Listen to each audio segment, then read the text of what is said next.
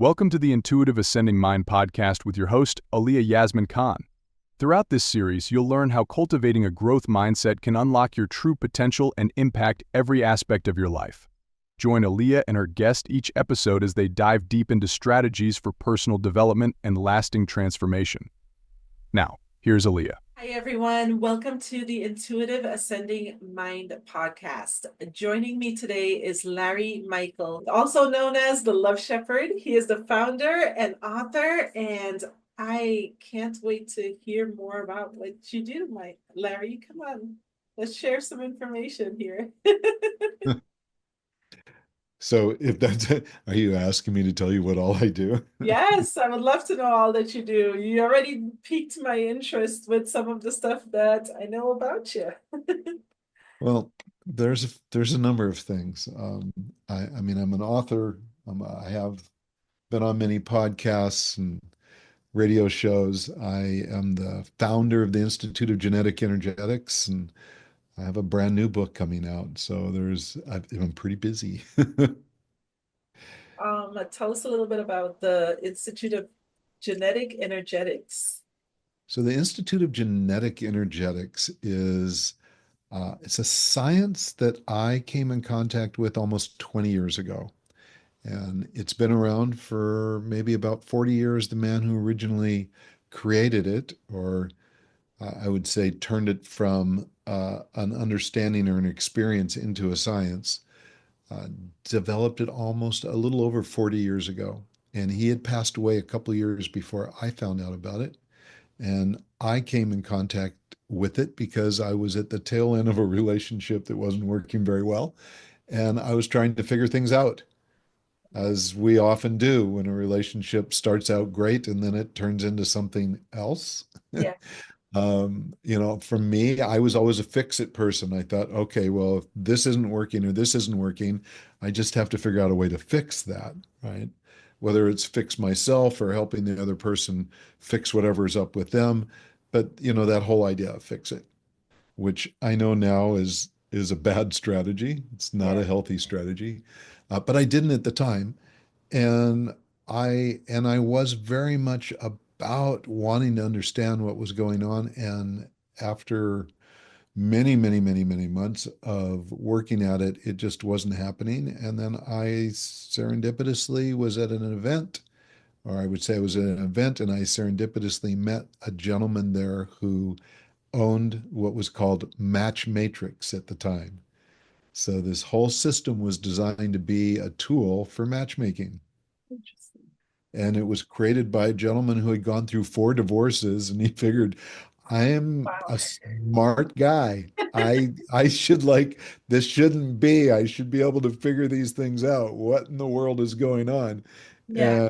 And he was an efficiency expert and a scientist, and he was very much into a lot of the esoteric Mhm. systems like enneagrams and human design was just beginning then, but and gene keys I don't think even existed at that point in time, but Vedic astrology, Western astrology, numerology. So he loved all that stuff, but even there he felt like I wasn't getting all the answers. And he was very much into typologies and character assessments, and he would look at those and he'd go, there's still some missing pieces here. So Yeah. he went to work and he came up with some very, very profound answers. And 19 years ago, approximately, I ran into someone who was then the sole owner of the business. Mhm. And like I said, I was in this relationship. It wasn't working very well. And I tried just about everything. And he got up in front of the room, a small group of people, and said, on the very last day of an event, he said, I can tell you something about your relationship that no one else has been able to tell you that's going to help you understand everything. And I just went, okay, I'm Now I'm I'm open. curious. Now I'm curious, right? And so after this was right at the end of the seminar, we were done, everybody said goodbye, and he and I went and sat in the lobby of where this event took place. And he takes out this big book and he asks me for a couple pieces of information. He wants my birth date and he wants my biological mother's birth date, right? So we wanted opposite gender parent. And then he said, and I need your girlfriend's birth date and I need her biological father's birth date. And I went, okay, well, I know her birth date, but I don't know the father. And I know my birth date, and I feel bad about it, but I don't actually know my mom's.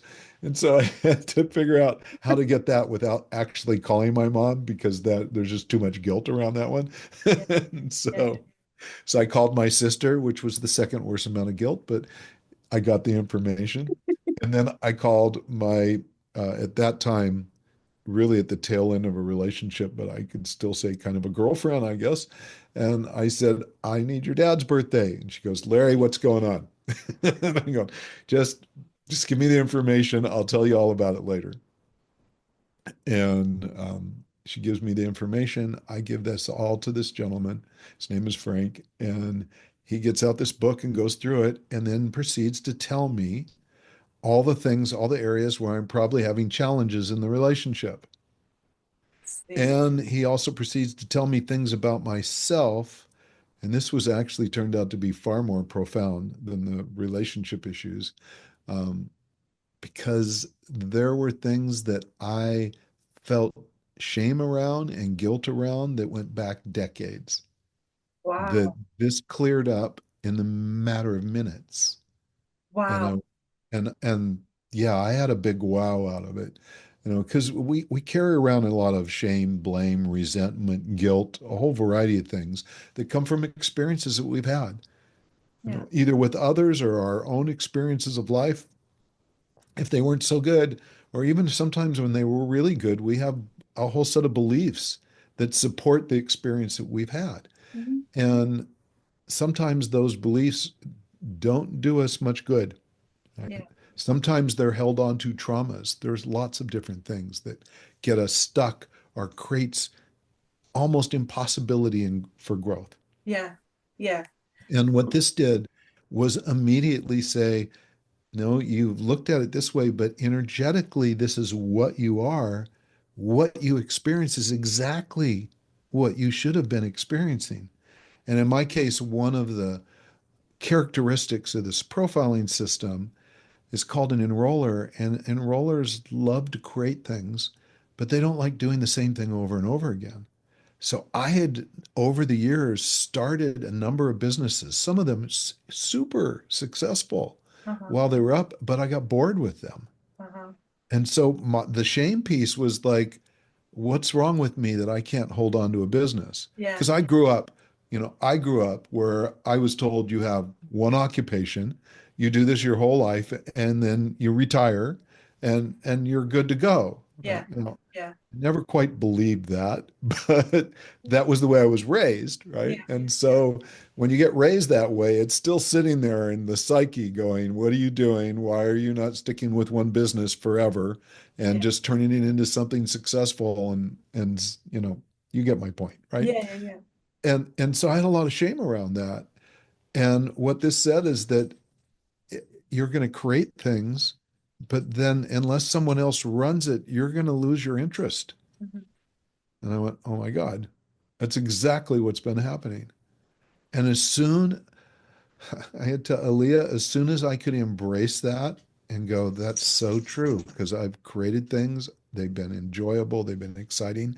And then I've just like wanted to move on to the next thing. Do you find And that happens in your relationships as well? no different with relationships. Okay. I have a really, really strong characteristic of commitment. Like when I make a commitment, it's lifelong. Uh-huh. So a relationship has to really be in trouble Yeah. for me to let it go. Okay. So there's a pain point there, right? Right. Right. That, Right. that sits in. Excuse me a second. I have to do this because there's a dog in the room and the dog wants out. So I'll be right with you.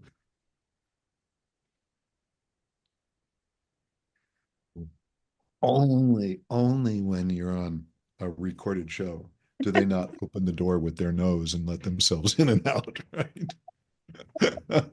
So, um, yeah, so I mean, that was kind of where this started. And then everything else that he had told me about the difference between myself and my partner explained so much of what was going on.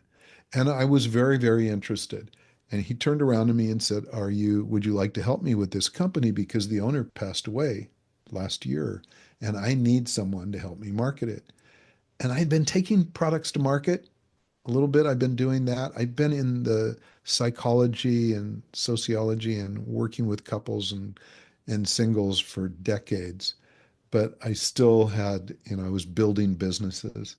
And I said, well, this is fascinating. And it was accurate for me, but how do I know it's going to be accurate for the next person?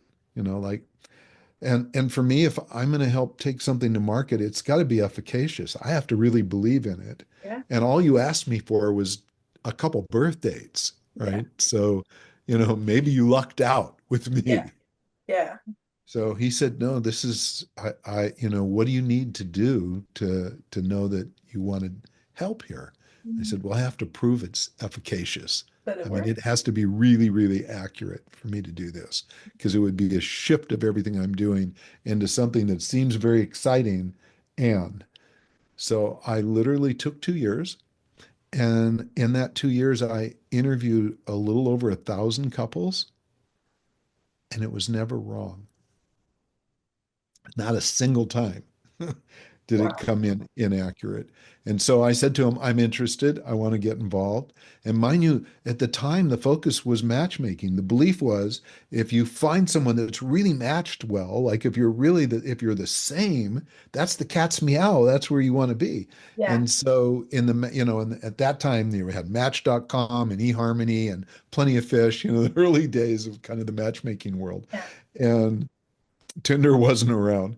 And so it was write a profile, find someone, and supposedly they had algorithms that would lead you the right direction, which turned out not to be true. Yeah. But here we had something that you could find out very quickly if you should be chasing down that path or not. And that was the belief around it. So I have a question on it. Does it Sure. have something to do because of I noticed one thing. You asked for the opposite sex parents' birth date.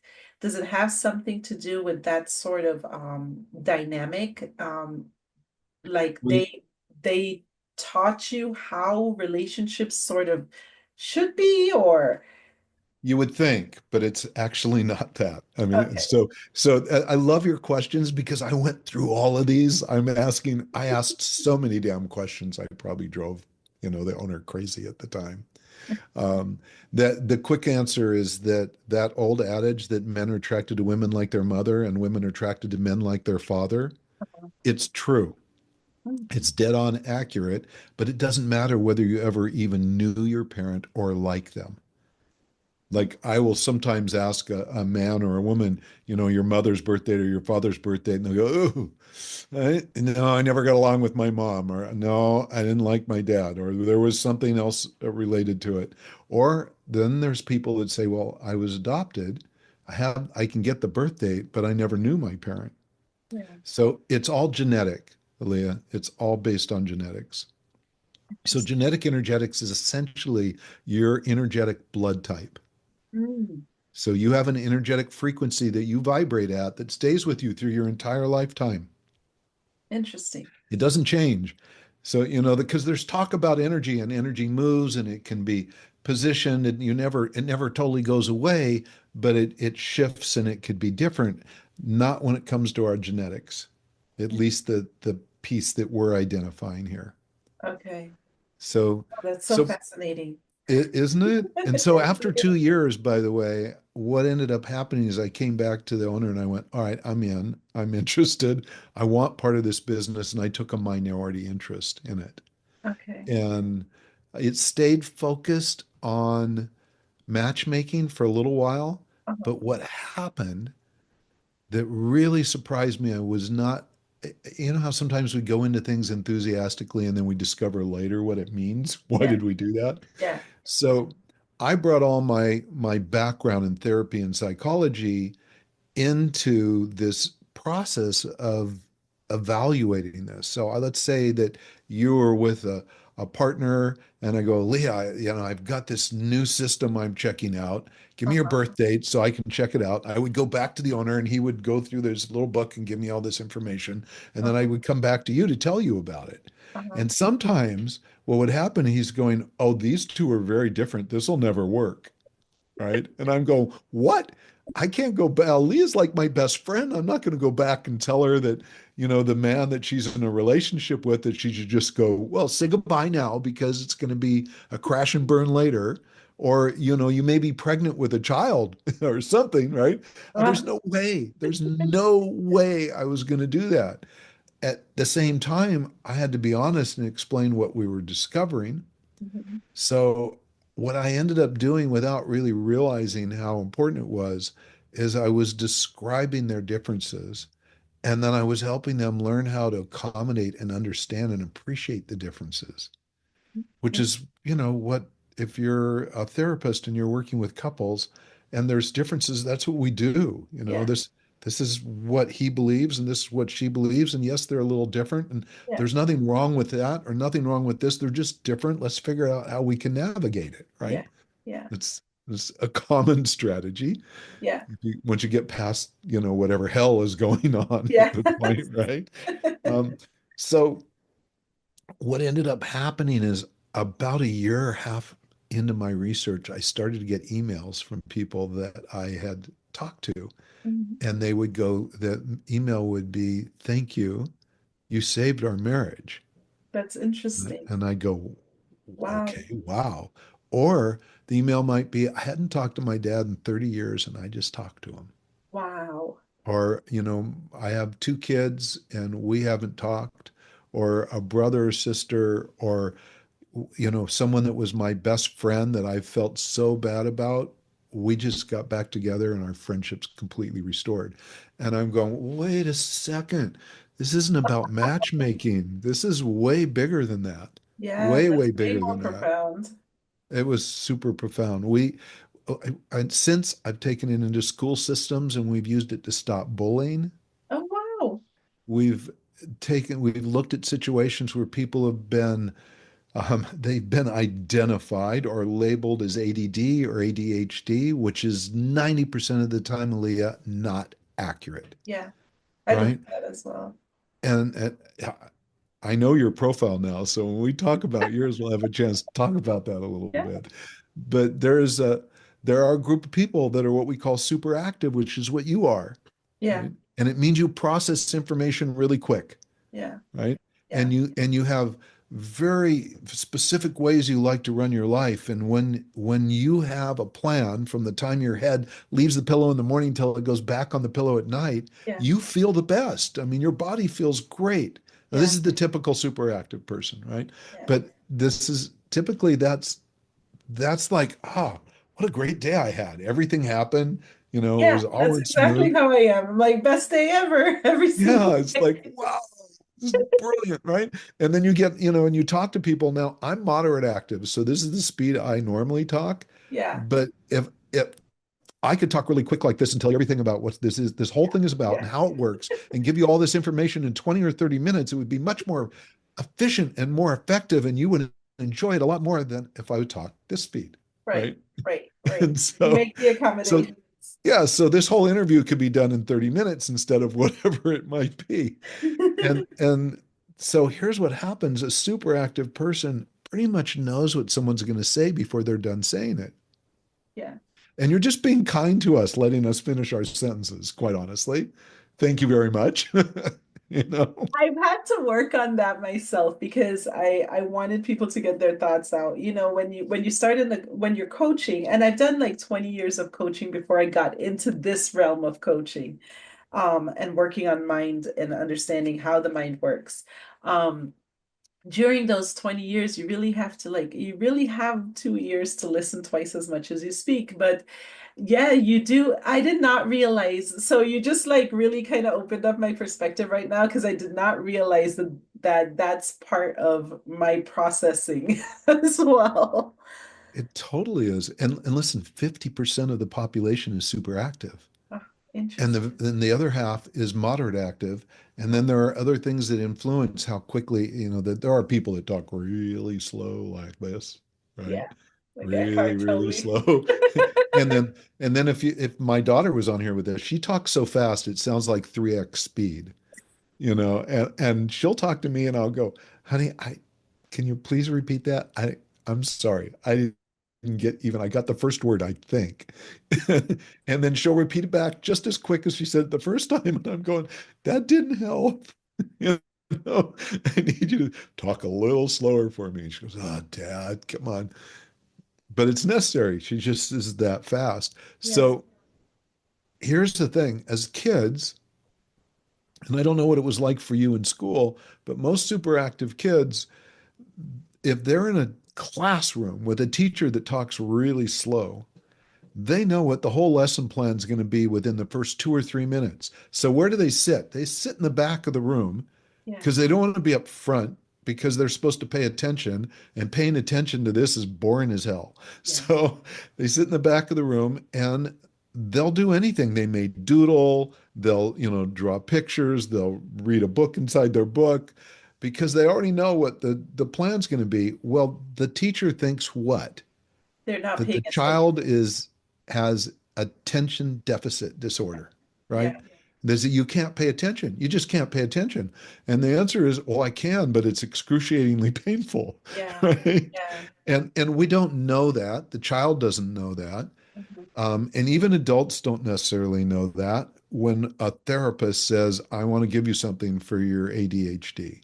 Right. And I can tell you now, 18 years later, and thousands of people I've worked with, that every time a therapist tells one of my clients that they're ADD or ADHD, I ask them to get their therapist's birth date. Interesting. And consistently, the therapists that give that diagnostic are moderate active. Hmm. So you're super active, I'm moderate active. We can't So, connect. We and don't and I relate just somewhat. assume that you can't Yeah. pay attention or that you're easily distracted. Now, Hmm. and I definitely need to say this because there are people that are clinically ADHD, Hmm. right? Yeah. There are that's not a unreal scenario, but it's just a massively improperly diagnosed scenario. Yeah. So imagine you're a kid, and this happened when I was doing the interviews originally. There was a couple I interviewed in Florida. And when I interviewed them, they said, can we ask you a question? I went, sure, any question you like. They said, our daughter is brilliant and we're having trouble in school because they want to hold her back a year and we don't know how to handle it. And I went, well, let's run her profile. So I ran her profile. She was super active. She was the fastest speed of any of the profiles. And then we got the birth date of her teacher. And her teacher was moderate active, was almost the slowest speed. And this is exactly what happened. And they wanted to hold her back. So there was another teacher in her school and that in the same grade, and we ran his profile as well. We switched her to his class, Mm. to the other person's class. I can't remember if the teacher was male or female. It really doesn't matter, but we switched the student to the other person's class. A few years later, I got a message from this couple that their daughter had won like the fifth smartest kid in Florida, right? Wow. Oh And my goodness. so imagine the travesty of holding back a brilliant child, Yeah. right? Just because one teacher looks at a situation and assumes this kid can't pay attention, when really what it is, the child is just way ahead of the teacher. Yeah. You know. Now, Wow. are there special classes for special kids? Because that's a pretty special kid. Yes. And could that teacher, if they knew better, been able to accommodate for that child's needs?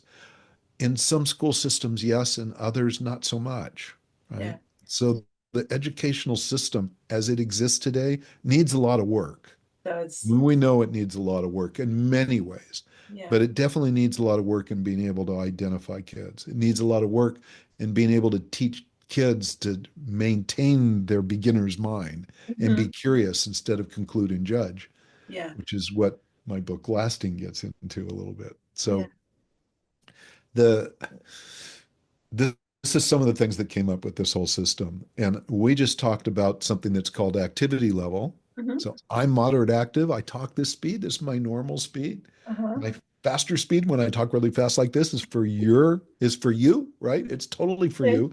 And is it worth it? If you're someone I have to work with, or if you and your partner come in and I'm counseling you and Mhm. you're both super active, I know getting prepared for that session that I have to talk much faster, or you're not even going to want to work with me. After a while, Larry's okay, and he's got some good things to say, but geez, it takes a long time to get that all out. Yeah. And I go, oh, That's so fascinating. Let's do a little information, like draw out some information on mine. Like I know you just did mine not too long ago. So okay. So let's take a little glimpse. this will be really fun Okay, because yeah. you and I, all of our lifestyle traits are different. Okay. We're Okay. completely different, right? So we're going to make the assumption here we are, we're colleagues right now, Uh-huh. right? And we're Yes. going to make the assumption that we're friends, that we've been Okay. friends for a while, and Okay. and there's a friendship growing here. Yeah. And now we're going to find out what we need to be able to really honor that, right? Okay. So the first and probably the one of the most important ingredients is what we call communication style. There's 4 lifestyle traits. Okay. For each lifestyle trait, there's 2 variations. Okay. The big one is communication style, how we communicate with each other. You're is what's called figurative. Uh-huh. I'm structural. I pick my words, Lee, to mean exactly what I want to say. And when you talk to me, I'm going to define what you're telling me based on the dictionary definition of the word, right? Okay. But you don't necessarily talk that way. Right. Now, if you're working on, an intellectual property piece of work, or you're an engineer and there's certain specific words you need for what you're working on, you can do that just fine. But your normal way of communicating would be to emote, Uh-huh. to share an emotion, a conveyance of emotion. And the words are not near as important as that conveyance of emotion. Uh-huh. Right? For me, the words are everything. So I could say to you, we could be having a conversation, and I can go, listen, what I'm going to tell you right now is really important. And I want you to listen closely because it's going to have an effect on the relationships that you have and the relationships that you might have. Now, I've said that kind of in a monotone, Yeah. right? Yeah. And you listen to it, and unless you're really invested in the conversation, like an interview, Uh-huh. you'll see my mouth moving, but go, "Oh, I didn't hear any emotion. I don't know if I was supposed to pay attention to that or not." Right, right. Because Now, emotion gets a reaction, sort of right. attention, I guess. Yeah. So if instead I'm going, okay, I need to make sure she hears me. I'm going to go, Aaliyah, this is super important. I can't tell you this is so important. You need to listen to this because it's going to affect everything, Yeah. right? Yeah. And I need to be more animated. And at that moment, you're going, oh, and I could say, and by the way, it's the third time I've told you this, and you go, no, you never told me that before, right? But it's because there's no emotion in it. And so to honor the ability for us to communicate with each other, if there's something really important that needs to be communicated, I do a disservice to you by not being emotive, even though that's not how I naturally am, Interesting. right? And if I was to use an analogy, it would be like you were born in Germany and I'm born in France. You speak fluent German, I speak fluent French, and we want to get into a relationship with each other, and we're deciding where we're going to live, and you go, I think you should come live in Germany. And I go, great. Well, are all the Germans going to learn how to speak French because I speak French, right? and and and you go, well, that's what we speak here in Germany. You need to learn German. I go, oh God. Or and it could be the converse. I say, come to France. France is beautiful. Where I live is just incredible. It's like the love place of the world. It's like, and you come and you speak German. The languages are so different as it is, right? Yeah. The reality is, if we're truly committed to each other in a relationship, we're going to learn how to speak each other's languages. That's true. right? I'm going to learn enough German so I can speak with you. You're going to learn enough French so you can speak with me. Or we're both going to pick another language, like maybe English, And so then that we learn can speak together. with each Yes. other, right? Um, and we would do that. Yeah. But here's the challenge. Now we're English speaking, and we don't realize we're speaking two different languages. Yeah. And the result is there's many, many, many misunderstandings. And there's a difference between a disagreement and a misunderstanding. That makes sense. So when I talk to someone who's structural talking style, I may not agree with what they're saying, but I'm not having any problem understanding Yeah. what it is that's different, right? Where if I'm talking to someone who's figurative, I may misinterpret their intention of what they're saying, and we may be in complete agreement, but I've just misunderstood it. Yeah. And I can tell you I've had clients sitting on opposite ends of a sofa insisting that neither of them have ever told each other that they love them, right? Interesting. And I will ask them, so when you tell your sweetheart here that you love her, how do you do that? And they'll describe it. Yeah. And then I'll ask the other, when you tell him, how do you do that? She'll describe it. And they'll go, see? And I'll go, see what? She says, they don't, I don't get it. And I said, all right, I'm going to interpret for you. Yeah. When he says this, and I'll ask him, when you say this, does it mean that you adore her, that you feel so connected and heard and seen? And he'll go, absolutely. What else could it mean? And she'll Right. and she'll be going, no, really? And by the time they're done, they're sitting like in each other's lap, and I have to kick them out. Oh, But sweet. and it's because they just are conveying those emotions Yeah. or those specifics differently. And Interesting. this happens with our children. It happens in a work environment, happens everywhere. So if we, at the very core, before we learn any other forms of communication, nonviolent communication, different, that there's dozens of different ways to Okay. communicate and some really good solutions that have been provided for us. Why? Because we misunderstand each other often. Yeah. And so if we can look at energetically what the difference is, most of those misunderstandings go away very quickly. Yeah. Now we use the rest of the communication tools to deal with things like conflict Yeah. or more severe misunderstandings or issues that have to do with labeling and a whole variety of things. But we're not dealing with a situation where we're misunderstanding. Yeah. We're dealing with situations where we have disagreements. Now we need to learn how to deal with what we disagree on, right? That's so powerful. Like that's amazing. The ability to kind of navigate that path because it's not an easy path. We're not told, we don't really look at ourselves enough. Like that understanding of who we are, we don't always analyze. And then how do you analyze it compared to someone else? How do you define like what your sort of love language is versus somebody else's love language? So that's very It intriguing. kind of we'll come back to love languages. Okay. Okay, I promise to come back to that one. But in terms of communication, when again, if you didn't know that you were speaking a foreign language, and you were trying to communicate with someone and you just were going, well, why can't you understand me? Look, I'm saying it, and you say things over and over and over again. I mean, who's gone to a foreign country and not spoken the language? And in whatever language you're in, you might say it a couple other ways, Yeah. same words, but Yeah. you're putting emphasis in it. You're using Yeah. your hands, and you're Yeah. you're asking for glasses, and you go, look, glasses, right? And Yeah. and then they tell you what they're called, and you go, yes, those, right? So we do all that. And we really have this, we understand what we're talking about. Why don't you? And we don't have any problem communicating with ourselves. Yeah. Now, emotionally, we may have some challenges communicating with ourselves, but in terms of the words we use, we don't. Now, there's another piece that comes with a different communication style, and this is one every person listening is going to relate to. Have you ever met someone that when you spent time with them, they drained you of your energy? Yeah.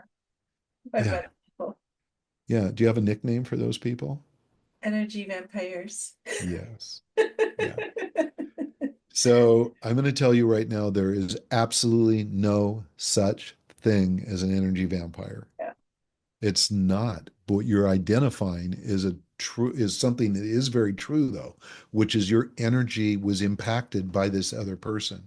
Yeah. When there are two different communication styles, those are two energetic vibrations that are colliding. And if you ever played with magnets when you were a kid, you go to push them Yes. together and they repel each other. Yeah. You gotta Yeah. want to stick them together, but they keep repelling each other. That is what's happening. Yeah. So you're in this space where the two frequencies are discordant and it wears us down. And even like I could go into a breakfast meeting with someone and go, I'm so excited to meet Alia. And we've talked and talked. I can't wait to meet her in person. I slept well during the night. I got up and exercised. I had a cup of coffee. Maybe that was a mistake, but I get to breakfast and we're talking for 10 or 15 minutes. And then I find myself kind of looking around.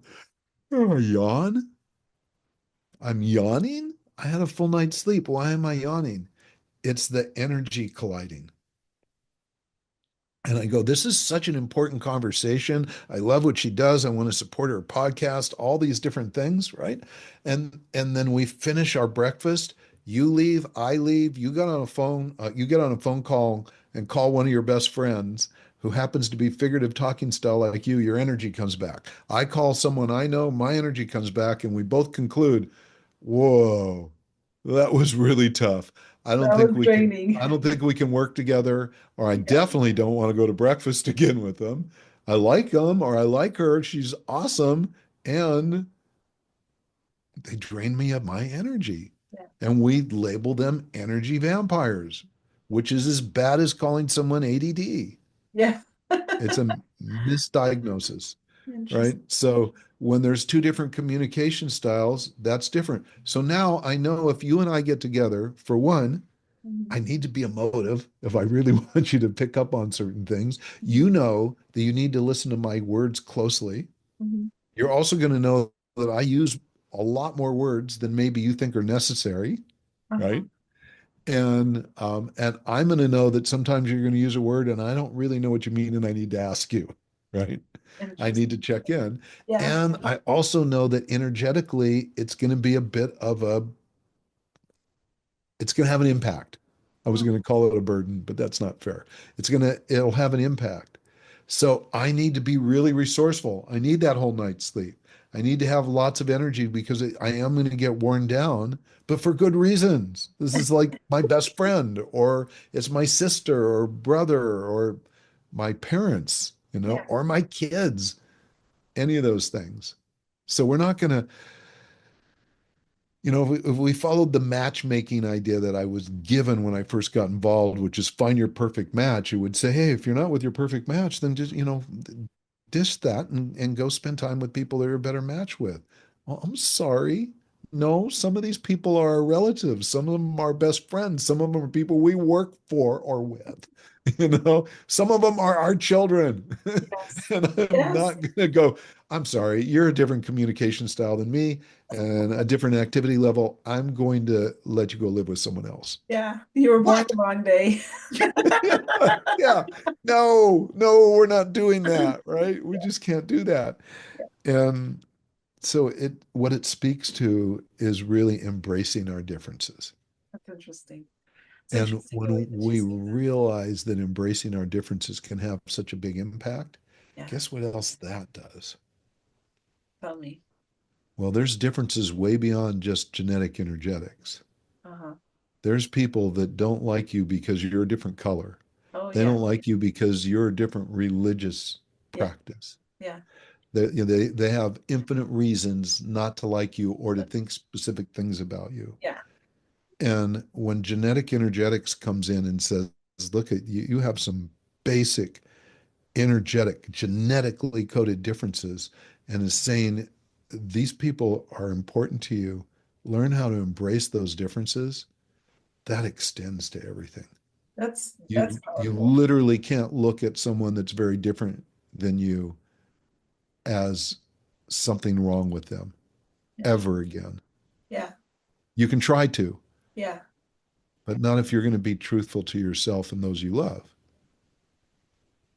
Yeah. So, you know, Um, differences, That's differences, seeing differences in people, calling out differences in people is what creates division and separation. yeah. And that's not the direction of humanity. That's the disaster of what's been going on in the past. Yeah. We're an evolving human race right now. And part of that evolution requires being able to embrace what's different. I agree with that. The way that I see us is I see us as spiritual beings that have a mind that reside in a physical body. This is just our avatar. And we picked this avatar for whatever reason, for this experience that we wanted to experience. So we put on our little bodysuit, and the soul puts on its little bodysuit, and it goes out into the world and it navigates the world from this perspective. And the bodysuits, the interesting thing about the mind is that the entry level, the way that I look at it is though the entry level into the mind is ego, and ego is where all this separation comes from. Because ego has this desire to say, I am different from anybody else, but none of us are different. We are we have different life purposes, we have different journeys, we have different unfoldments. But none of us are different. We're all born and we're all gonna die, and somewhere in the middle, we all have to fulfill different tasks, different assignments along the way. It's the way that I view it. So through each level and each assignment, you're gonna learn, you're gonna grow, and ultimately you're supposed to grow through this process and be in service throughout this entire process before death. So I with you most of the way. Okay. The thing that I would say though is that the ego is a necessity, and the ego creates uniqueness about us. We're all unique, right?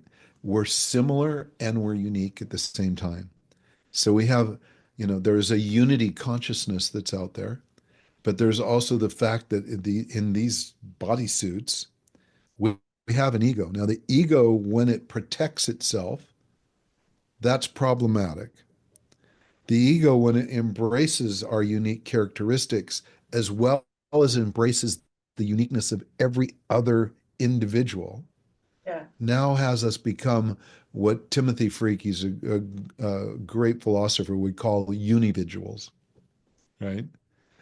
And so I think we have to appreciate what the ego is here for, and we have to also be able to distinguish between where it can create damage or where it can create massive beauty and success. Yeah. And that would be the only difference I would call on that. Yeah. I think the ego is driven by our traumas, quite honestly. I agree with that. I So definitely can see how trauma shapes the ego. It definitely does. it does. In fact, I think it almost preserves the ego. And Mhm. and for that, by the way, we need to look at all adversity as traumatic. Mhm. Okay. So I used to think for the longest time, I used to think a trauma had to be something huge. No, it could be. And otherwise it was just an issue. It was just a problem. Now I look at traumas and I go, any trauma that exists somatically or other than consciously or even consciously in our body is going to impact how we behave. And it could be a simple thing like I just cut my hand, Yeah. right? Yeah. And this is painful. And so there's a traumatic experience with that. So it could be something small or it could be something huge, but they both have the same kind of impact, is that they create a kind of separation and need for clarity, right? And impact how we engage. Now, if we're aware of that, we can embrace it. Yeah. I mean, when people say you need to wake up, I'm not big on terms like you're part of the woke culture or any of that. But when people say, how aware are you? How awake are you? It's really how much have we allowed ourselves to be conscious about what's going on around us.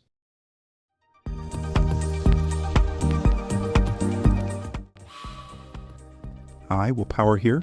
Success isn't for everyone. It demands focus, discipline, and strategy. Introducing the OWLS method, designed for those who take their goals seriously. O. Become the observer of your thoughts and feelings. Analyze them. Become aware of your emotions and beliefs. Only then can you master your mind. W. You should write down your goals, every detail, every step, and write the thoughts and affirmations that will drive you relentlessly toward them. L. Listen. Fill your mind only with knowledge that will move you to your goal. Write affirmations that fuel your ambition. No distractions. No compromise. S. Speak with certainty. Your words reflect your beliefs. When you speak, it's not a possibility, it's an inevitability. It's confidence. Observe, write, listen, and speak.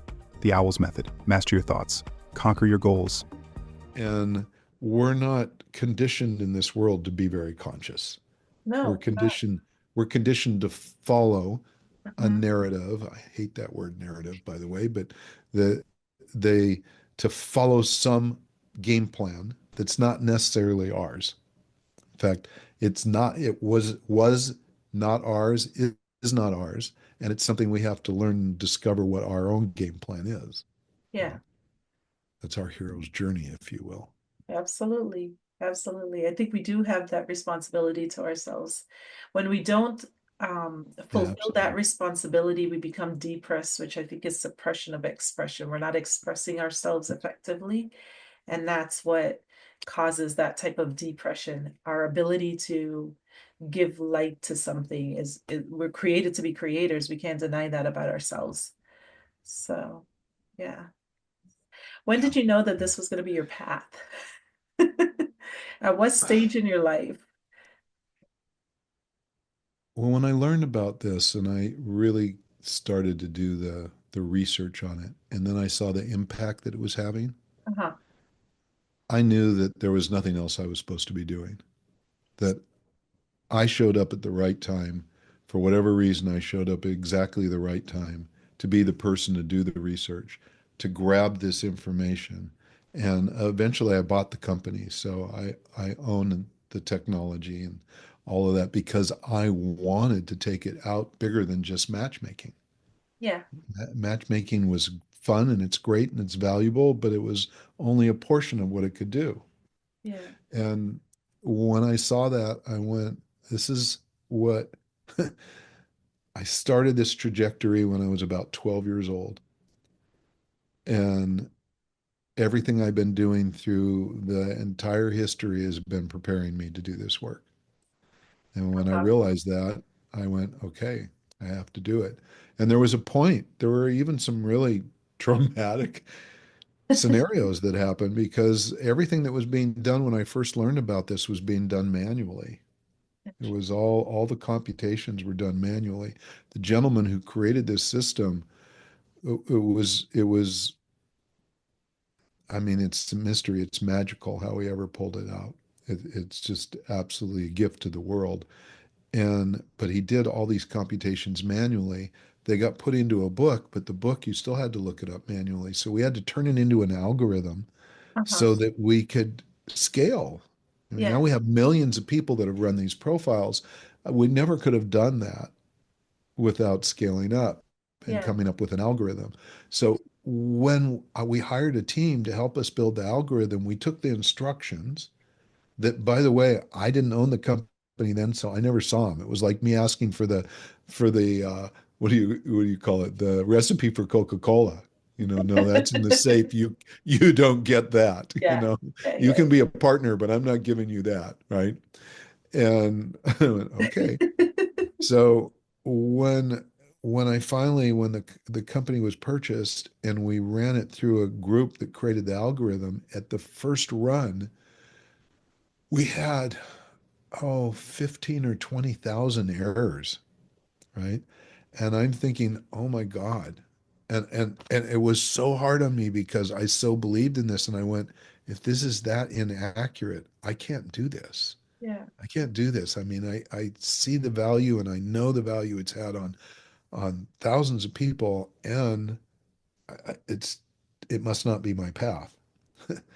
And so we looked at it again. We tried to reverse engineer it. We found some mistakes in the way that the information was provided to the group that was putting together the algorithm, Yeah. and we're able to finally get it down from like thousands and thousands of errors to a couple thousand errors. And I still thought, but it's still a couple thousand errors. This is not okay. Yeah. And so we had what was kind of, have you ever heard the term a forensic accountant? Uh-huh. Yes, I have. Right. So basically this was like a forensic IP person. Yeah. And we bring him in and we show him what we're working with, and he looks at it, like a week later I get together with him, and I'm nervous, Aaliyah. I'm really nervous about it because I don't know what I'm going to do if I don't do this. Yeah. And he says, well, first of all, the gentleman who created this, there were 550,000 manual computations that he did, Wow. right? More than 500,000 computations, all done manually. And he says, and there's less than at 2,300 or whatever it was, 2,300 errors. That is such a tiny percentage. He says, actually, that's the piece that's unreal, that there's that few errors out of 500,000 computations. Wow. He said, so don't feel bad. You actually have something that is more miraculous than I can tell you. So And so fascinating. I just like, I went, okay. And that, at that point, I've been, no holds barred Yeah. on this ever since. And it's, my desire, I would like every human being on this planet to run these profiles and know this information. And is it so they can label each other? Absolutely not. Yeah, it's just Your opening up your your awareness. figurative talking style, I'm structural talking style. If I look at your profile and go, well, you're figurative, that's going to be a pain in the ass, and figurative people are this, and this. Then I have, in that moment that I've labeled you with my own typology, the moment I've given you a label, I've put you in a closet and say, this is the way you are, or in cement boots or whatever. Yeah. And how does it feel when we get labeled by anybody? Yeah. It's horrible, right? It's it's horrible, but the particles also behave in the manner that you look at them. True, true. So But can we say that about our blood type? If you look at your blood type and it's A and you want to look at it as O, is it going to change? it's not going to change. It's Yeah. not going to change. Yeah. So in this case, we're looking at a genetically coded frequency. It doesn't change. Now, can I have a different impact if I see you differently? Yes, because I'm going to talk to you differently, right? Or if you behave a certain way. And this is like, we have energetic relationship practitioners that we train. And on the very first day of the training, I tell them, I'm going to give you one of the most profound systems you've ever worked with to help people, help understand people. It's not the only system. It's not the only one. There's lots of others. But this one is super profound. And I'm going to tell you, it's going to have labels and it's going to have names for things. And I don't want you to use them. They kind of go, what? And I went, no, I don't want you to use them to project on someone how they're going to behave. Yeah. I want you to use them to help you define what you're experiencing when it happens. So if you look at, you do a character assessment or an educational assessment for a child, and they tell you this, and this, and then you go in there expecting the child to be that, you have made it impossible for the child to be anything else. Instead, take that assessment, hold it, and when it comes up, when the experience comes up, now you have a tool for understanding it. And Yeah. you know how to work with it, but you're not labeling anyone. One of the worst labels that comes out these days right now is a popular word is narcissist, Oh yeah. We hear right? that a lot. Like people get called a narcissist, and I mean, it's just bantered around as if it was like water, and it's a horrible label. Now, all of us have narcissistic moments. Mhm. Every single one of us. Thank you, Yeah. ego, right? Yeah. That doesn't make us a narcissist. Yeah. And so if we label someone that, they may have, whoever the person was, the two people that were experiencing each other, Yeah. there may be enough friction and things go on there that narcissistic behavior developed, right? Yeah. Or showed up. And then you get that same, you take those same two people and you put them with two other people, and you might not see it at all. Yeah. But if we call one a narcissist, we have failed. If we label anybody, Yeah. even emotional intelligence, by the way, is a terrible label. Yeah. It's an absolutely great description of a behavior. But as a label, it sucks. Because I could say, hey, you know what? You're emotionally intelligent. You've got a high IE, right? And I just call you that, and you go, wow, that's really great. And this other person doesn't. And you go, well, wait a second. Well, there's not a single characteristic of someone who is displaying great exercises of emotional intelligence that someone that doesn't has never experienced. Yeah, it's just different. We're just different. It's not, it's not that one is better than the other. It's just different. But it's about knowing ourselves too, because if like let's say I was very emotionally fragile, and I cried easily, then to the person that I might be in a relationship with, I might say, "Hey, I cry a lot, but that's just part of who I am." You I'm know, sensitive, right? I'm sensitive, Yeah. exactly. And for me, I almost have to prep people, hey, you may not get the type of emotional reaction that you might be expecting from me. It doesn't mean that I don't care. It just means that I I look at things dualistically and I always bring myself back to a center spot. And that's training that I've done. And part of it, was just my upbringing as well. I had a mom that was pretty emotional, and she taught me how not to be emotional, if that made sense.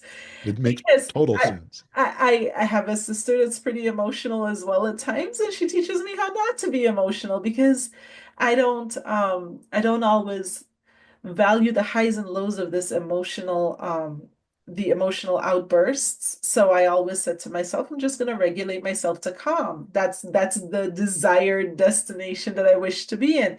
So even when I'm excited about something, I don't show excitement.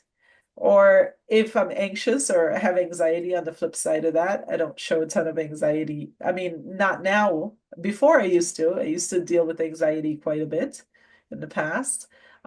These days So you've taught yourself to regulate, I've taught right? myself to regulate. I've spent Right, a lot of time developing the ability to regulate. right. And I think we all have to do that to some degree. Yeah. I mean, there are people that have no emotions. I remember the first time one of my closest friends introduced me to a word that I'd never heard before. And I love this word.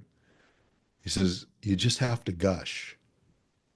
What does that And by mean? gush, he means like, just, oh my God, this is so wonderful. I love this. It's just allowing yourself to emotionally express, and just Yeah. go, this is the best. My whole body feels so good, and to bring it into your language. Yeah. And so when I think like if on a show like this one, Uh-huh.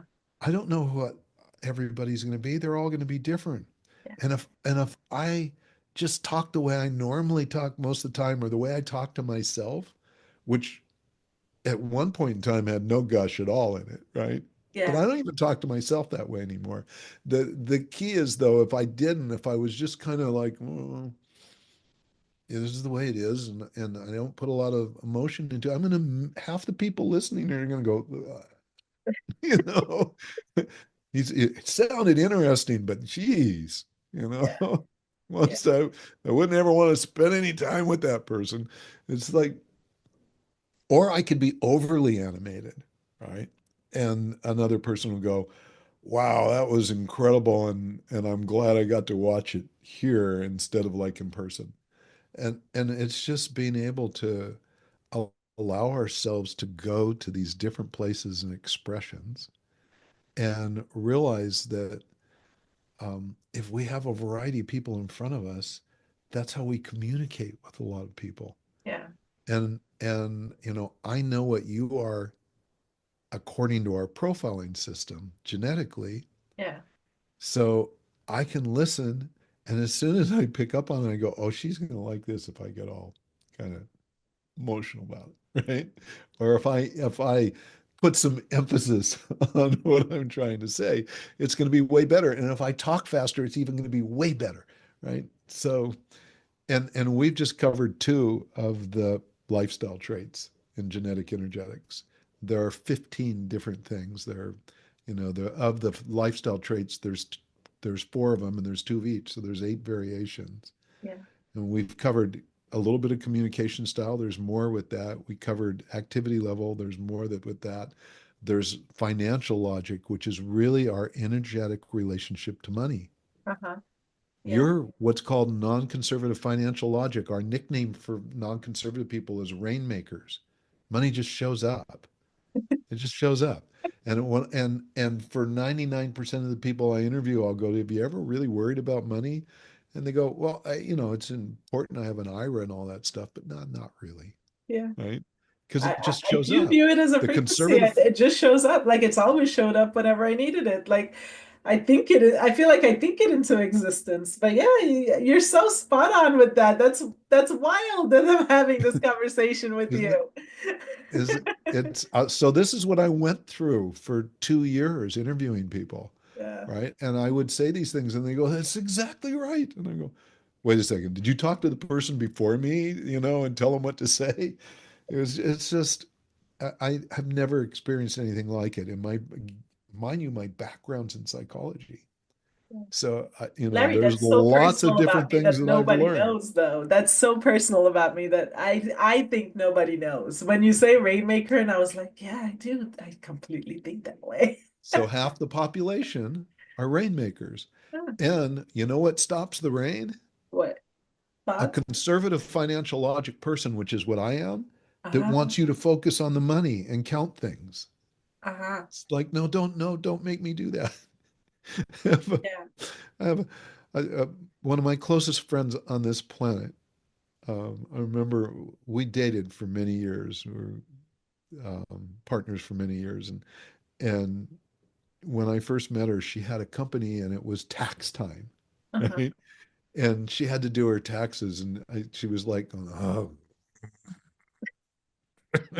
taxes, right?" And I go, "Let me help you." And she looked at me and went, "Are you crazy? Why would you want to do that? Why would anybody want to do that?" I went, "Well, because it's easy for me. I mean, I've been doing my own taxes, and I mean, I hire an accountant occasionally, but I have also done taxes and bookkeeping and all that stuff for years. It's easy." And she goes, "Okay, well, all right." And like 2 hours later, I brought her back her entire year, and she went, "No way, you didn't just do that." This is Wow. like, "Do I need to give it to an accountant?" I went, "If you want to waste your money, because it's not that complicated." But she just like, in her mind, it was like painful. Why would I want to do that? Yeah. She's a rainmaker, and money shows up for her. And here I am, and I'm conservative financial logic, so I'm really good at managing money. I'm really good at tracking dollars and cents and movement of things. I can write spreadsheets. I can do business plans. Not that I like to do business plans. I don't Yeah. really, but I can do them. Yeah. And and here's the challenge I have, because I'm focused on the money. Uh-huh. That focus actually gets in the way of the rain coming down. Yeah. So this is what it looks like. It's like, let's say every client I have is $1,000 client, and my rent is $10,000. Now I know every month I need at least 10 clients Yeah. to break even, Yeah. right? So I've had 5 clients, and I'm going, I just need 5 more, and I'm counting. I might as well lock the damn door, right? Because I'm focused on how many clients I have. Yeah. Now, if I learn from my non-conservative financial logic friends, Yeah. that where they are around money is just, it is, they're not counting money, and they're not looking at money as necessarily something that, I mean, they appreciate the value of it, but what they appreciate more is what they do, what they bring to the world. Yeah.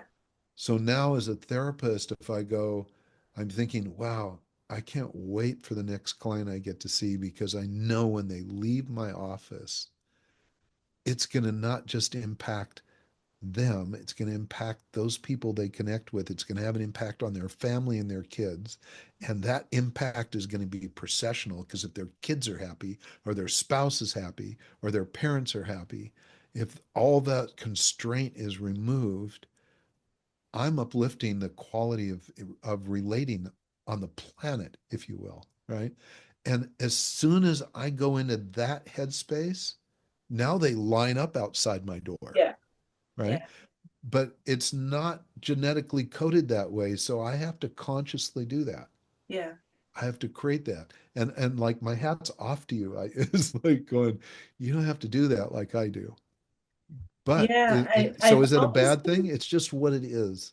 yeah, I've always been, and neither way is bad or good. Um, because I feel like it's always the opposite side. Like I always feel like I should have better structure in place, or maybe something should be different. Um, but to bring it to business, I will write a goal, put it in a place that I bring my conscious attention to, and forget about what the path is to getting to that. Because if I get consumed with the path, then what I found happens is that I actually shoot myself, like, basically, because I'm becoming logical about how I'm going to do it, or what the how is.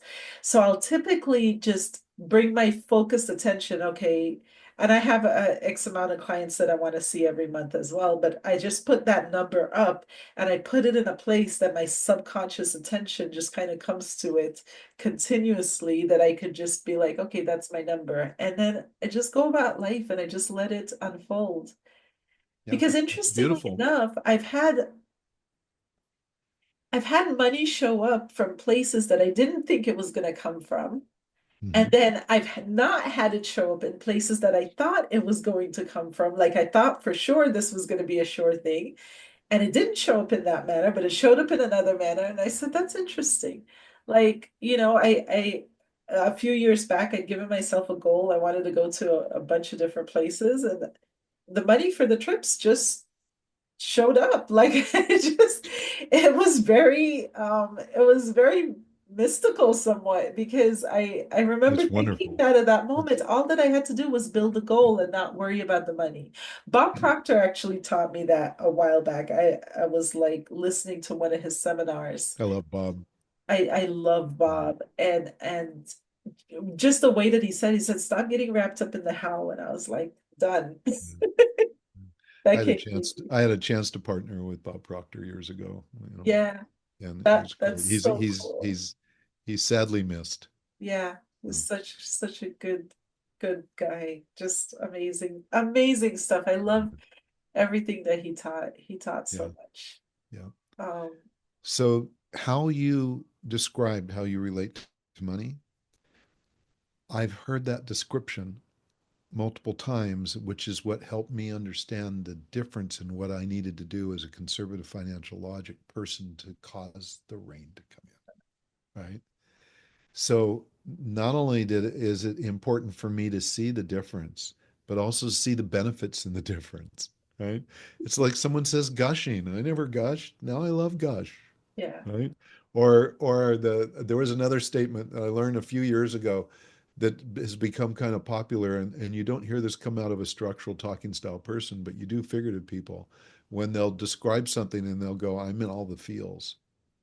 Uh-huh. I'm just Yeah. like, I heard that, all the feels. What? What? What Say does that that again, mean? right? What did you say? What does that mean? And then I went, oh, I know what that means. And it's just this expression. And Yeah. here's the interesting thing, a structural talking style person that seems like they're not very emotive. Oh, we got all the feels going on inside. It's all there, but we Yeah. don't express it outwardly in the same way. Yeah. So there's lots of little intricacies. I mean, the whole system.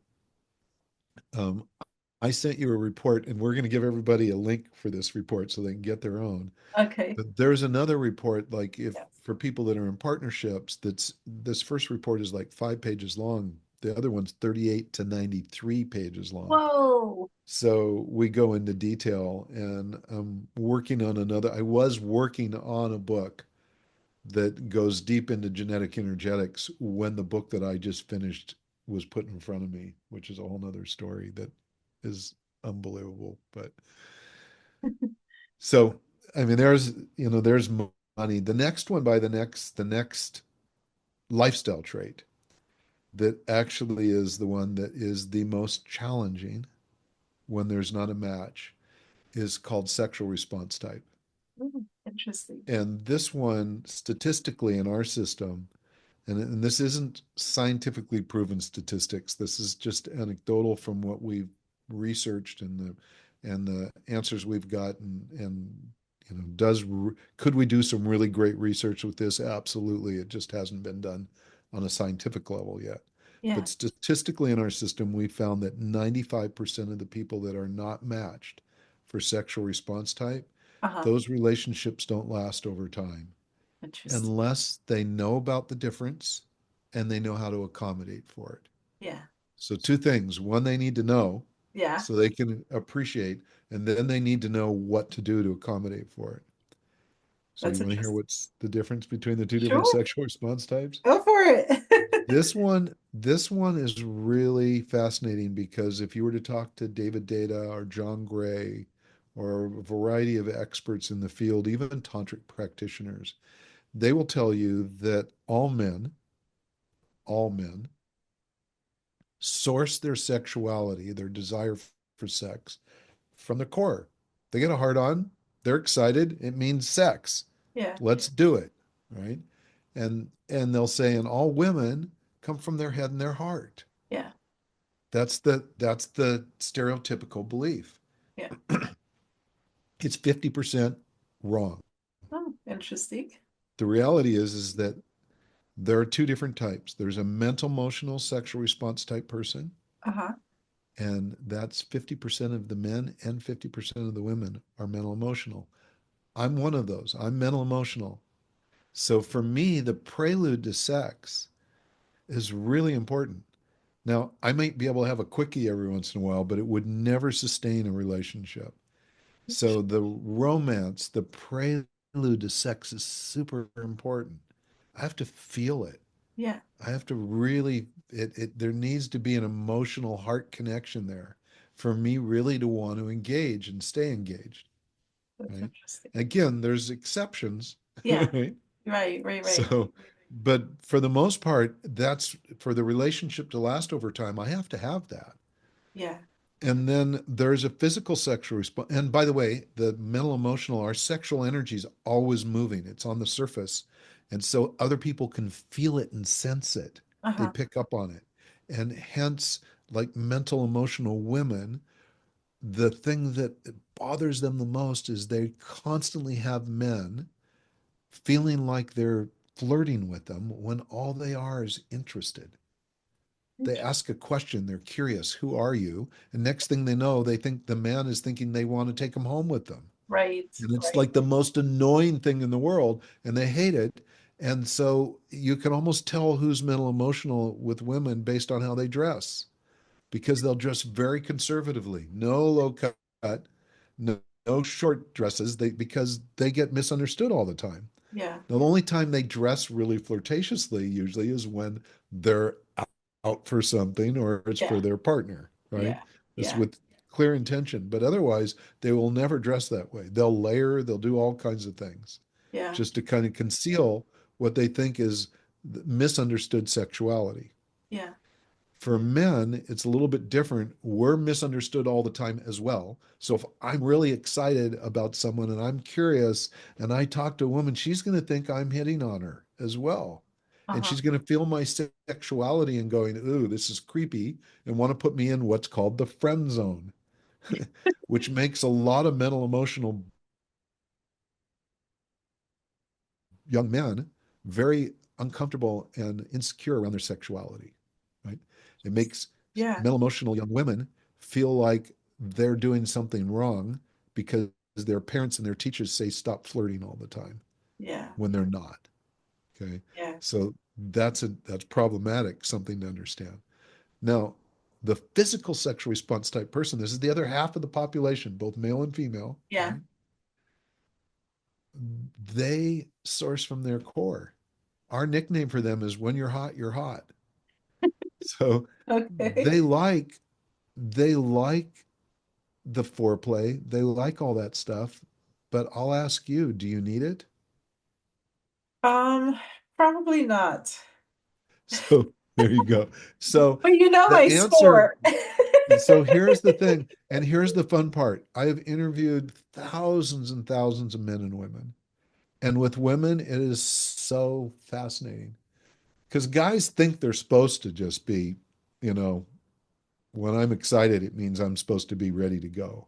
Yeah. That's where we've been trained for that. I mean, the whole world thinks that's the way we behave. Yeah. And we may feel like it's not really working for us and we think there's something wrong with us.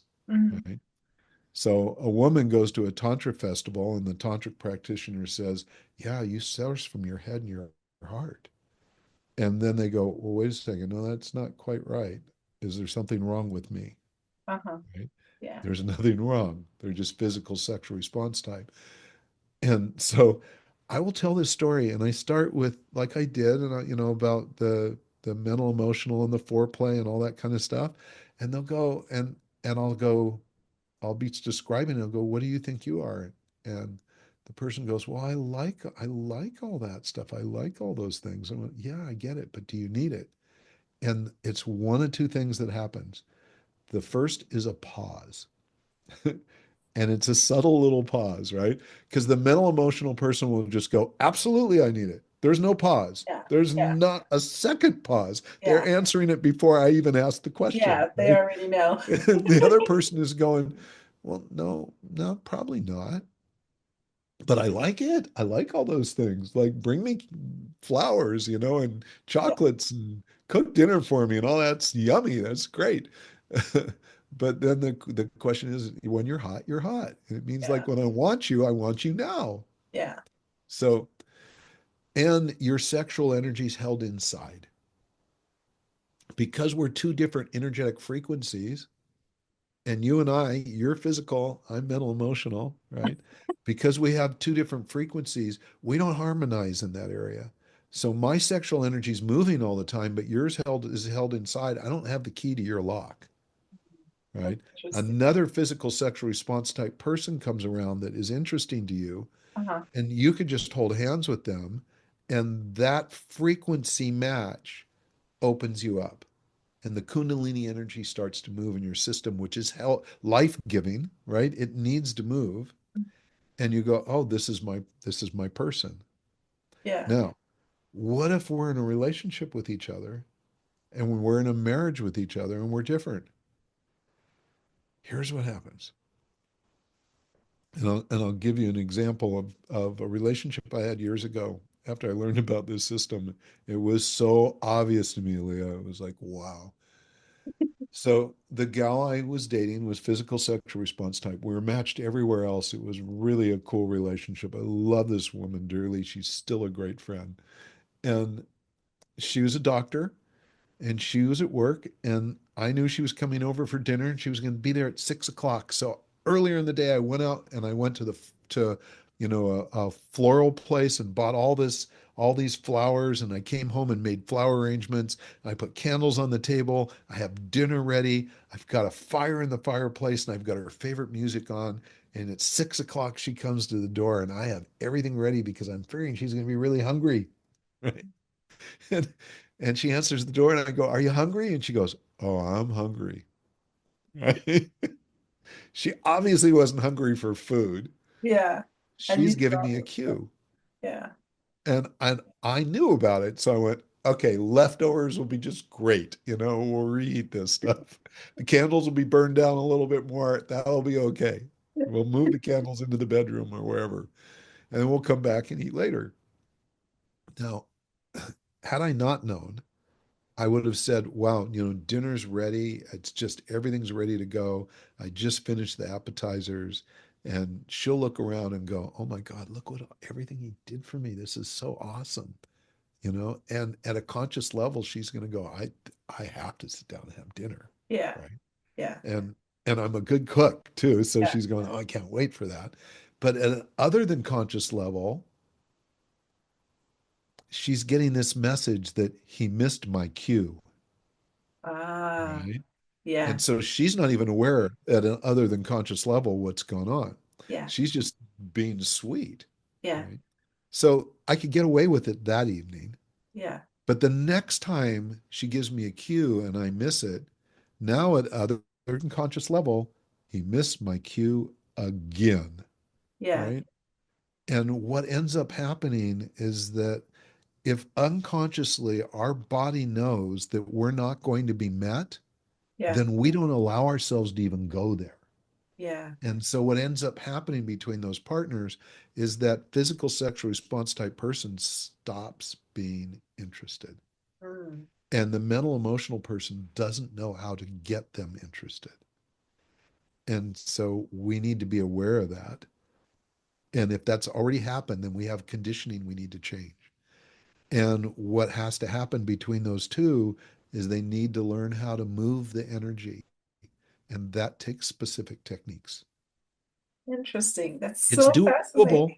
It's totally doable, but it takes extra work. Again, it's like, are you going to learn German for your German partner? Yeah. Yeah. Well, hell yes, you should.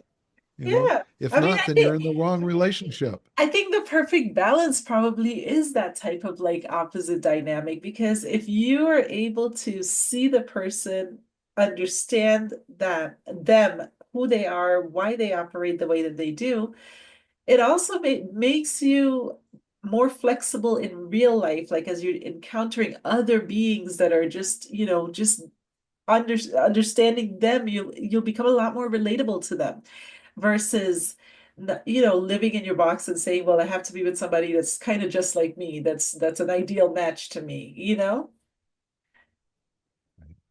Well, here's the reality around that is that we all, and this, everybody shows up in our life for a reason and a Yeah. purpose, Yeah. right? And there's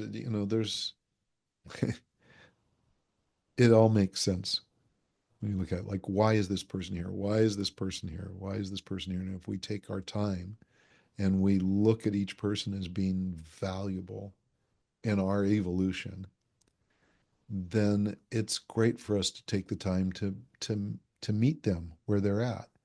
Now, Yeah. there are some people that as liberal as we are, as conscious as we are, we go, no, right? Like, I get it. I see how you are. I hear how you are. I'm listening to your beliefs. I understand your beliefs. They're not mine at all. And we really think things differently. We value things differently. We have different mission and purpose in life. And God bless you. Enjoy your life, right? Right. And what we need to get to, though, is to the point where we can discern that and where we can be unapologetically expressed enough to hold that position. You're Yeah. not my person, Yeah. right? Yeah. And that doesn't mean you're a bad person. I think you're Right. great, but you're not, my one, if you Right. will, Right. right? And it's okay for that too. So it's sometimes the differences, like the sexual differences, if that is the only thing that's there, that's a challenge, and everything else is like, oh, then you figure it out. Yeah.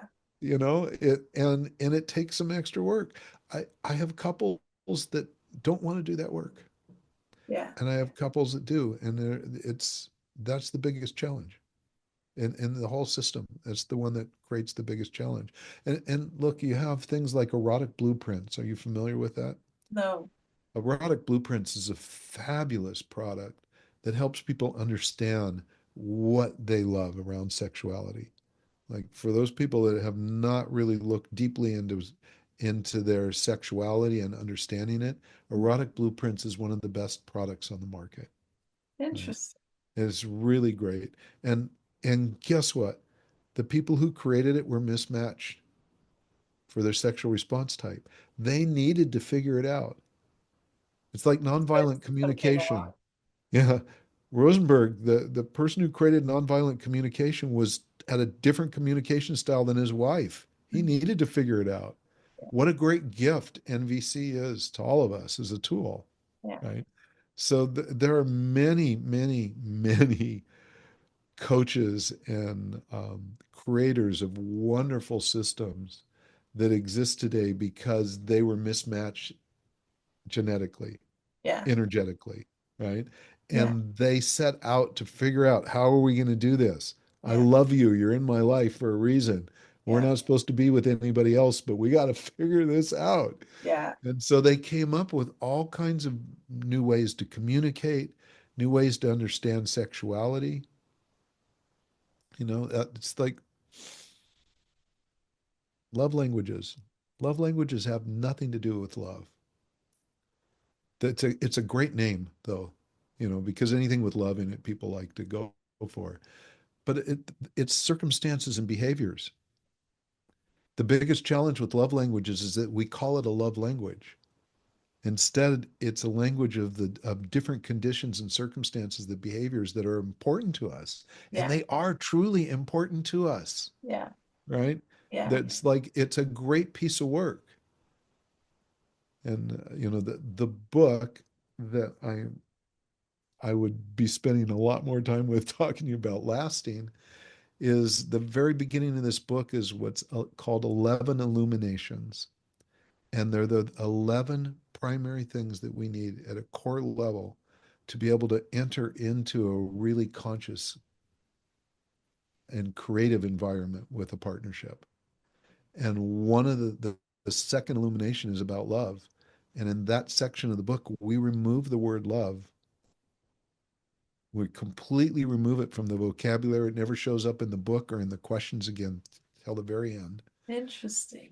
And we do that so that people won't use love as a way of summarizing what it is they really want to experience. Uh-huh. Okay. And we use love as just this incredible word, right? And it's got all these different meanings that have been attached to it. I But know. love in itself is one very simple thing. It's our life force. That's how I view love as well.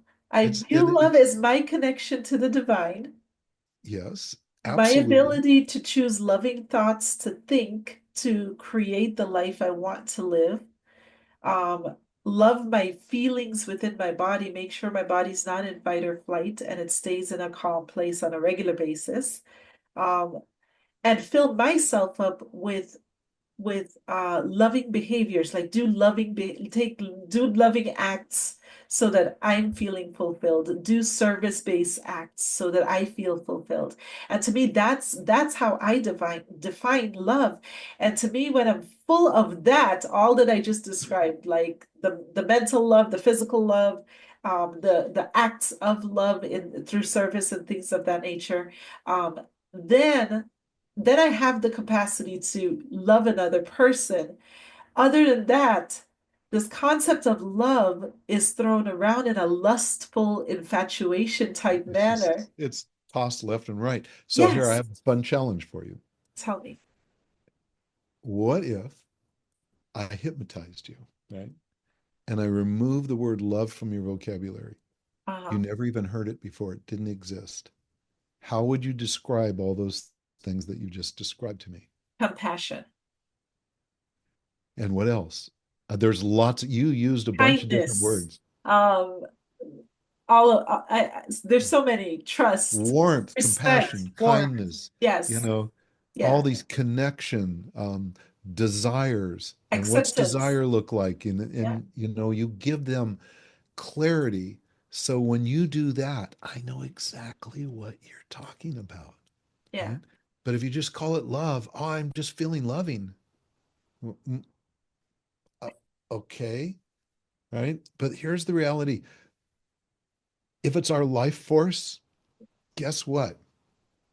Love is never gone. We're never without it. never We're without it. never broken. ever. Yeah. As long as we're breathing, we are love. Yeah. So everybody listening right now, if you're looking for love, stop. Stop. Take a breath. Yeah. Stand in front of a mirror if you need to. Go, feel your heartbeat. Love. You That's got it. love. You Yes. got it. It's there. It's there. And it's not going anywhere as long as you're breathing. Yeah. But here's what happens to us. We get up in the morning, we do the most unconditionally loving thing we can do. We take a breath, we choose another day, right? And then we swing our feet over the side of the bed, and it's winter, and we put our feet on the floor. God, it's cold. Where are my slippers? Right? And then we realize, oh, the dog needs to be fed, and the Yeah. kids need to be fed, and they got to get off to school, and I got to go. I've got a presentation at work. I call that all the shit comes in, right? Yeah. Yeah. And it's not bad shit. It's just shit. It's Yeah. stuff. All Yeah. the stuff comes in, and we didn't take long enough to go be grateful for life.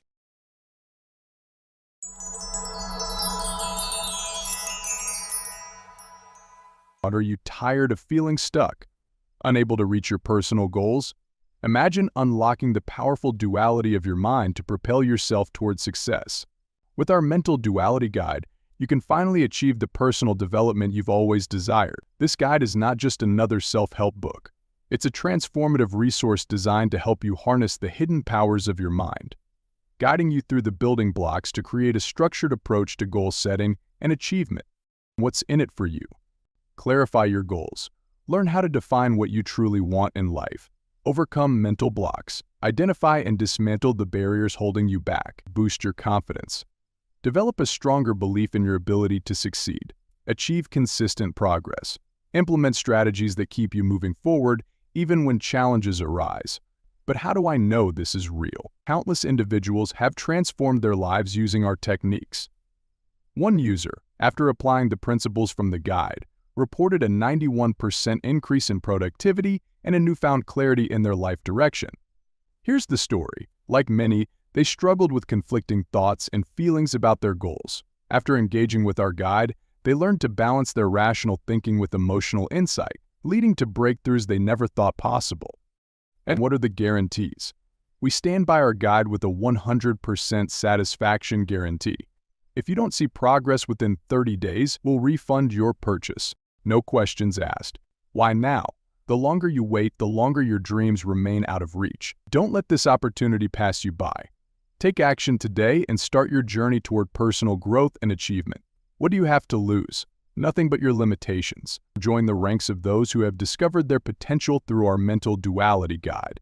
Act now and unlock the door to your future. We just stepped off the bed into all the other things we need to do. And now we're going, why are we asking for love? Because we kind of ignored it Yeah. at that moment. And now we're going to give it all kinds of names. We're going to call it agape love. We're going to give it all these other designations. And my belief is that when we do that, we set ourselves up for a problem. Yeah. Because let's say you and I are in a relationship with each other, okay? And we'll use love languages as an example. Okay. And for you, acts of kindness are really huge. And the next is physical touch, right? You just like those two things are really big. And I know that. And I mean, being kind and adoring you is my favorite thing to do, and hugging you and holding you and massaging your feet and all these kind of things. It's like I get great joy out of that. And so you feel loved, Yeah. right? Now, I come home from work one day and I'm not the same person. I'm clearly like, I don't offer to massage your feet. I don't even give you a hug. Um, I'm even kind of cold. And I came home. Let's make it even more complicated. I was out of town for 3 days and I come home like that. Mhm. And you're going, whoa, what's going on here? What's going on? And you ask me, how am I doing? I'm going, I'm fine. I'm just fine, right? I'm okay. I just, lots of things going on. Work is busy. I give you some excuses and you're going, boy, this doesn't feel like what I'm used to. Yeah. And you've attached this love word to those other Ah, I activities, see. right? Yes. Right. Okay. And so the Yeah. first thing you do, you're going to do one of two things. You're going to go, wow, does Larry not love me anymore? Yeah. Or am I not lovable? Yeah. So because the behavior hasn't shown up, you've depreciated either yourself or myself, Yeah. one of the two of us. Yeah. And that is a horrifically damaging thing. Mhm. A couple days goes by and you're going, whoa, this is still going on. And finally, after you're feeling so depressed because love is out of your life, you're wondering what's happened. Am I a bad person? Is he having an affair? What's going on? You finally go, I just need clarity. And you go, Yeah. Larry, what, you have not been the same. What is going on? Mm. And you go, well, I got fired Mm. from my job. And I didn't want to tell you because finances are so slim right now and you're doing a lot of work. And I was hoping I could figure something out and have an answer before I told you I got fired. And also on the way home, my car's in the shop because I got in an accident. I was so depressed that that's why the car's not here. And I also found out my brother has been diagnosed with cancer. Good Lord. With that, you're going, oh my God, all this time. And you have this moment of going, and I have been such a fool. I've been so worried thinking that our relationship is over. Yeah. And and and I say, no, God, I'm so sorry. No, I love you. I care for you every bit as much as I've ever cared for you. I am not going anywhere, but life is really fucked up right now. Right? That's what happens when we assume that behaviors are an indication of love. That They're makes not. sense. Absolutely. They're not. So guess when we do say you're going to like this part, because you already alluded to it a little bit. There's two times when we say I love you. Guess when they are? Um, when something bad happens. That's partly true. That's partly true because when Uh, something bad happens, we may say to someone, I love you, so that they'll feel better, yeah. right? Yeah. So when we're doing that, we're using love. It's actually manipulation. Yeah. It might be with good intention. Sometimes it's not. Most of Yeah. the time it is, but it's like, or someone says, I love you, and you think you need to say it back because if you don't say it back, they're going to think that, Yeah. you're not reciprocating love. Yeah. That in itself is, well, but, so that's one. What's the other time? Um, I guess you could say I love you in a relationship when you really do love the person. Like there could be an honest response of I love you. So when you're feeling love for another person, what happens? Where does that come from? Where does You that just have come this from? deep sense of It love. comes What? from appreciation. I think appreciation is one of the things that kind of sparks it, maybe a catalyst for it.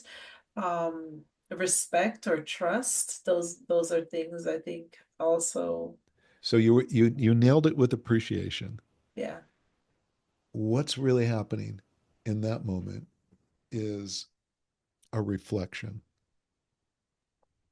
When someone reflects back to you what you know is true inside you, they see you, you feel heard, you feel seen, you feel felt.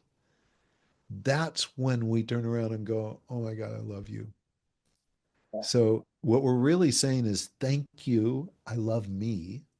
That's Yes. what we're really doing. Yeah. But the person sees you so well, they reflect back to who you are, they recognize you. There's empathy, there's understanding, there's this sense of knowing you that is so strong that sometimes you forgot who you were until Yeah. that person showed you, Yeah. right? Yeah. It's like I tell this story. This is the craziest thing that happened to me. I was in a Home Depot store and I'm going up and down the aisle. I'm pushing my cart, and there's a cart coming my direction, and it's got 6 baby pit bulls in it. In Home Depot, and they kind of stop, and they're all jumping and wagging their tails, and they're so cute. And I go, "Oh my God, I love dogs." I said, "I love puppies. I love puppies." And I'm expressing this love for puppies. The reality is I don't love puppies. They Yeah. piss and shit and they whine and they're a pain in the butt. They're, you know, if it's fun to hold them and play with them, and then someone else needs to raise them for a while so they bring them back when they're trained. But what really happened is that their joy, their wagging tails reminded me of how much joy I can experience inside. Yeah. And so it was the reminder that I'm a joyful human being Yeah. that had me blurt out, "I love puppies." Yeah. Had Yeah. nothing to do with the puppies themselves. Yeah. It was just that expression, and it's the reminder, it's the reflection. Yeah. That's And sort of how it's thrown around too. It's like, oh, I love this. Oh, I love that. That's not really what love is.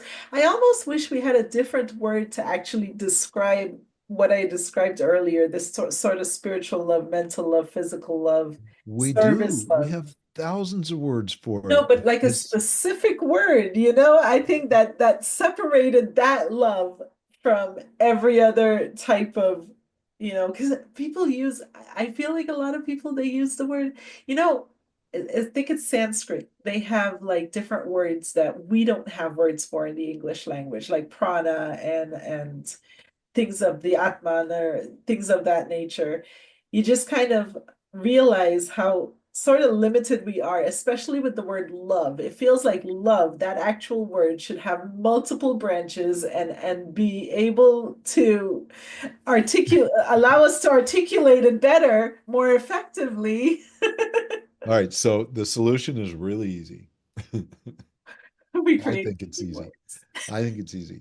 Just remove the word love Uh, and notice how many great descriptions you come up with Yeah, for the things that you really care for, the things you treasure, the things that are important, the things that you want to let people know about, yeah, right? Oh my God, it's not like I love what you're wearing. You're gorgeous in that outfit. yeah, yeah, You look radiant. yeah, That there is like your smile is bigger than ever when your hair's like that. It's like instead of, "Yeah, I love your hair and I love your dress." Please,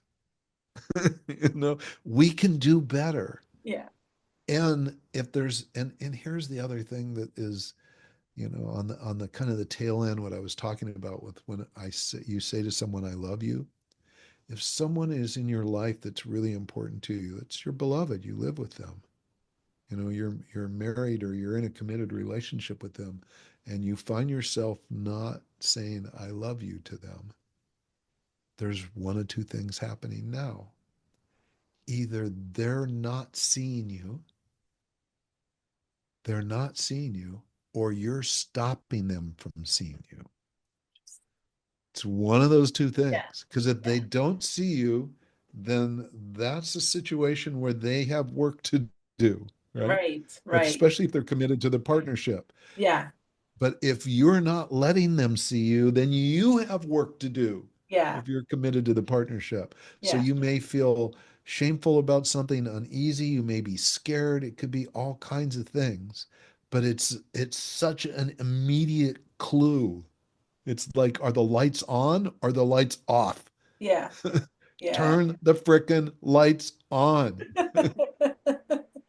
Which is what the Wow. book Lasting is all about. It's about people entering into relationships with their eyes wide open and the lights on.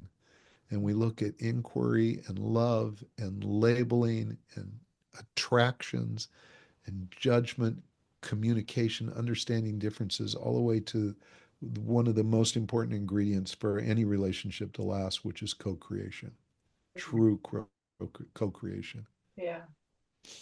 That's what I love about it. That's where I view that as like goal setting. I see couples that like build things together where they come together and they have this idea, they plan their year ahead of time. They just build these goals and these structures with the understanding of each other's needs. And to me, that's what makes the relationship so solid and so strong, is the ability to do that and listen, like really listen to your partner's needs and make sure that your decisions are not going to impact their decisions and their decisions are not going to impact your decisions negatively. And you can support each other a lot more effectively if you do it that way. Yeah. And you have to know with the piece that you're referring to, I don't call that co-creation. Uh-huh. I call that more collaboration, but also alignment of values, of mission, of vision. Yes. Those are all really important. When you're aligned in that space, that's a great partnership Mhm. and it'll last a long time. Co-creation is an added little ingredient. It's a secret ingredient, Okay. really, that involves, and you said it partly is listening, it involves true inquiry, Yeah. not where you're looking for proof, but where you're allowing yourself to be surprised by the truth. Yeah. It's a big difference. Yeah. When we look for proof, which a lot of people do when they ask questions, you don't because you're an engager. So you have a unique genetic characteristic in your profile. Oh, It's a little different than 85% of the rest of the population. interesting. Yeah, so if we have time, I'll tell you about it. But Oh, go the for it. Why not? so, We'll but the chop this podcast into a couple episodes. so the key here though is that for us, for any relationship to last, we have to have that experience where together we've stepped into a situation where we're both in pure inquiry, such that what we discover is serendipitous. It was not planned. It was not what we're looking for. It's something valuable and beautiful that comes out of the experience of being together with each other, not separate parts of the world, right? Yeah. Together with each other in pure inquiry. Okay. So I'll give you an example of what it looks like. Okay. We'll use you and I again. We went out to dinner Saturday night. We had great dinner. We ordered too much food. We brought home leftovers. It's going to be awesome to reheat them. We have a routine every Monday, every Sunday. We get up in the morning and we pick a new restaurant to go to. I get up and I roll over and I look at you and I go, let's have breakfast at home this morning. We've got leftovers. We've got stuff from the farmer's market we picked up. Let's do that. And you go, good idea. Let's do that. And we go downstairs to the kitchen and we start pulling things out of the refrigerator. We don't know what we're making. We just know we're making breakfast. And you pull out some of the leftovers and I pull out some fruit and then you go, pancakes. I've been wanting pancakes for a year. Let's, and I pull down or waffles. Waffles is a better one. I pull down the waffle maker that's been up in the cabinet forever, not been used, right? Pull that down and we start putting all this together. And finally, we put on the plate all this food, all these yummy foods, and we take it out to the table. We set it down, and you go, champagne. We need champagne for this, and we 2 glasses of champagne, and we sit down and we get ready to eat. And you go, no, no, no, no. We need to take a picture of this. This is too cool, and we take a picture of it. And we realize that we just created a breakfast that we couldn't have got anywhere Yeah. anywhere. Yeah. And it had so much, it's total serendipity. Yeah. It wasn't planned. It's this joyful thing that showed up as a result of our inquiry Yeah. and our connection with each other. Yeah. We have this serendipitous moment. And guess what comes with serendipity when it happens? Joy. Joy. Connection. Yeah. Yeah, you have connection, but there's a sense of joy. Yeah. There's joy and gratitude. And we take a moment to really be there in the joy and gratitude. Yeah. And it becomes like a Kodak moment. I love it. Some people have never heard that term, but They don't know what Kodak is. so we have that moment where it's just never forgotten, Yeah. right? And then the last thing to do is we have to let it go so that we can create more.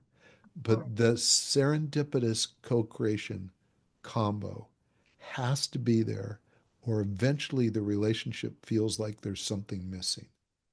Yeah. And it doesn't matter whether it's business or it's family or it's your beloved.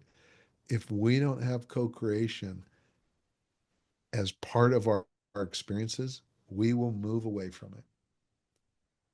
Yeah. And it happens all the time, and no one really understands why. They think they tired of the relationship. Yeah. They thought, there's no spark anymore.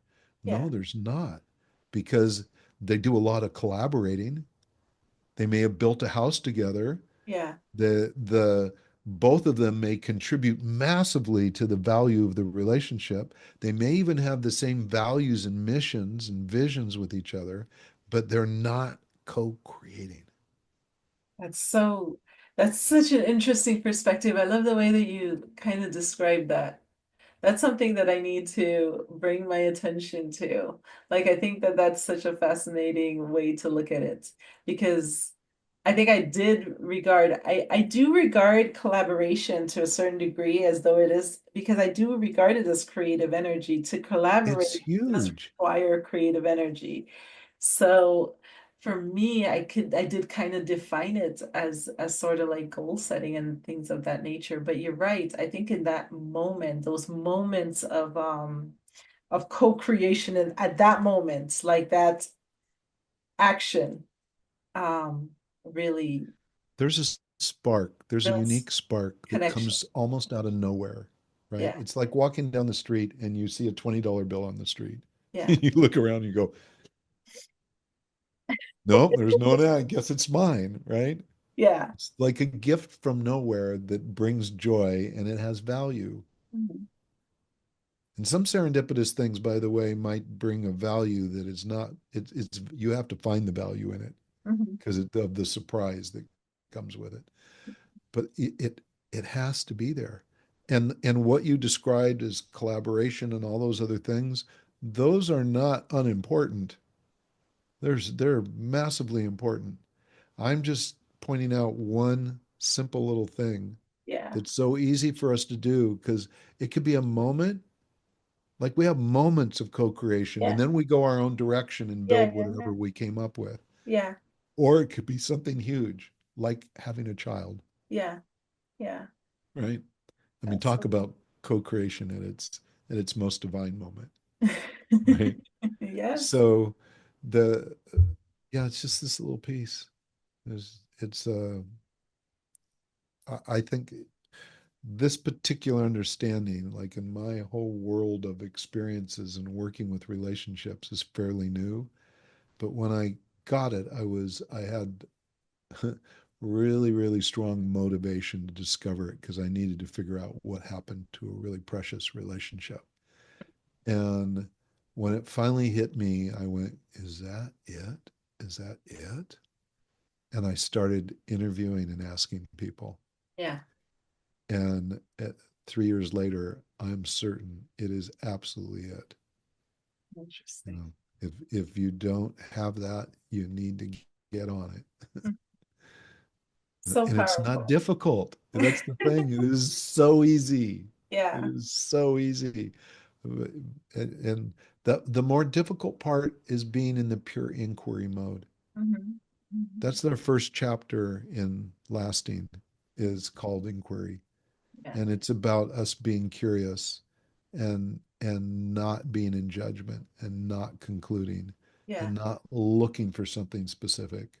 Yeah. Because we can prove anything if we're looking for something specific, but guess Absolutely. what? It won't be what you really thought you were proving. It Right. never is. Yeah. When you decide in advance what Yeah. it is that you're trying to find, Yeah. whether it's your next romance Mhm. or the answer to an equation, you'll get to the point where it looks like proof, Mhm. not for long. No, I do everything I possibly can within my power to control the desire to judge people and situations. Good for Um, you.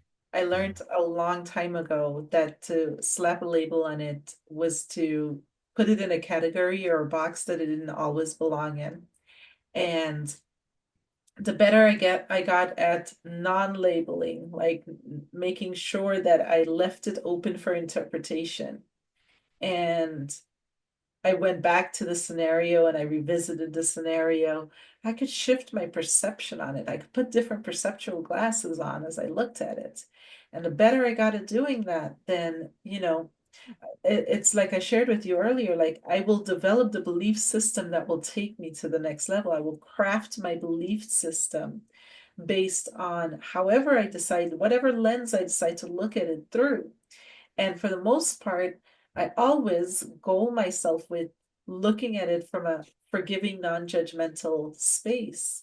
And if I bring myself to that on a regular basis, then I look at even relationships as they end. I just look at it as though, okay, well, it's time for us to walk different paths. There's the next level of his unfoldment. There's the next level of my unfoldment, and it's time for us to walk different paths at this stage. And I wouldn't want to know that I was holding him back, and I wouldn't want him to believe that he was holding me back from our individual growth. And as a new being comes into my life, like I welcome that newness into my life, or even if it's something that I've been familiar to, I try to look at it as though it's new if it's presented itself again, because I think we're always in this process of rebirth somewhat as we unfold. We're still kind of we're learning ourselves in the process, and we're attracting things differently into our life by learning ourselves Yeah. through that I process. call it just evolution. We're just Yeah, growing. We're yeah, constantly growing. yeah, As soon as we label, as soon as we judge, we conclude, we point out differences and make them obstructions. yeah, We curtail our ability to be intimate, or courageous around intimacy. All of those things is when we reduce those or make them not possible, summarize things by calling it love, all of that, yeah, we literally slow down our evolution. yeah, We're not growing anymore. yeah, We're not, it's not age, it's growth. yeah, This is like if we're not growing, we're dying. yeah, If we're not open to what you were describing, that's like we have just shortened our life. We've certainly shortened our pleasure. yeah, We've certainly shortened or curtailed our joy and our gratitude. yeah, So, and some of it's really bumpy. I mean, we're messy humans. We do some really goofy ass shit sometimes, right? And we always will because we're growing. yeah. Like, we don't know how to do everything perfectly. We know how to do things imperfectly, Yes, right? yes, And being near perfect, as one of my good friends uses the term, I love it, is a great place to be because it means there's always room for growth. And what relationships are we most excited about? Or are we most excited, period, even with ourselves, is when we're growing. yeah, You come up, why do you do this show? yeah, Not so someone can tell you everything you already knew. right. That would be No, silly. And oh, who'd want to listen to it, right? yeah, Oh, I'm going to listen to Leah's show again. It's going to be just like last week. Woohoo. No way. No yeah. way. Right? I absolutely agree. It's great minds and different perspectives, and we always take away like the truth. We connect to maybe just one line someone might hear from this, and they're like, that's their light bulb moment. They're like, oh my gosh, that just changed my life. Even in this conversation with you, you said certain things, and I'm like, should look at that differently. Like I need to evaluate that aspect of my life. I don't pay enough attention to that area. So I love having these conversations, and I love having great guests on the show that share their insights Yeah. and, developing personal, it's all in the realm of personal growth and Yeah. My development. my hat's off to you. I had a live radio show for a number of years called the Larry Love Show. And Uh-huh. they were all live broadcasts that were, an hour, maybe sometimes a little longer. And I loved doing that. It was so fun to interview, but it was a lot of work. Yeah, And so my hat's off to you because I know it's a lot of work to do these shows. yeah, And there's a ton of podcasts out there. And I think anybody that takes the time to really want to do a podcast and do it well, we're never going to be short of them. It's just Yeah. a new way for us to expand our horizons. Yeah. It's I absolutely fabulous. Thank you. Thank you. I want people more aware of their minds and like, they're different these different things that impact who we are and how to Yeah, make those changes and those shifts and listening to different people. I didn't just learn from one person. I mean, like I've worked with Brian Tracy. He's been my mentor and has taught me so much. Bob, we talked about Bob. And there are just so many like Tony Robbins and stuff, so many like great voices out there. But sometimes there's more quiet voices that are not heard that should be heard as well too, you know? there's a lot of them. Yeah. There's a lot of them. There's people that get Yeah, it. You know what I mean? Like they get it yeah, in their life, like they're yeah, living their ideal as an ideal of a life could be for them. And yeah, I love sharing some of this stuff yeah. with And we others. haven't talked about chemistry, by the way. Oh, well, let's talk about chemistry. Talk about the perceptual lens. Yeah, this is what chemistry looks like. It's like, oh God, oh my, this is so good. You know? So we know chemistry is chemicals, right? We know Yes, it's brain chemicals. yes. It's very interesting. Genetic energetics. This is Uh-huh. why I asked you for your father's birthday, right? Yeah, Because people either have true, what we call true or false attractions. okay.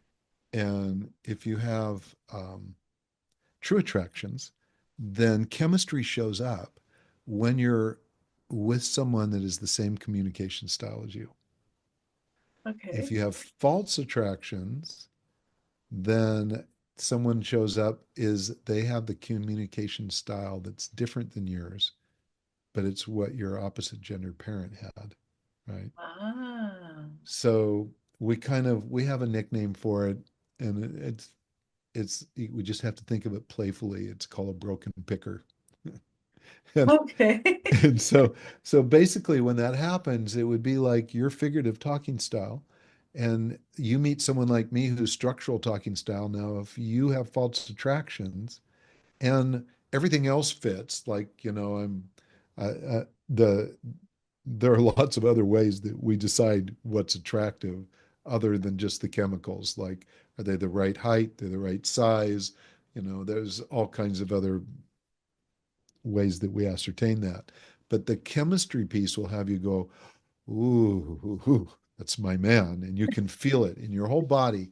When oxytocin and dopamine and serotonin and PEA and norepinephrine and testosterone all get elevated, Uh-huh. it takes over and you put on these rose-colored glasses, right? Yeah, And you just feel like, ooh, this yeah, is so good. It's yummy feeling, right? It really yeah. is.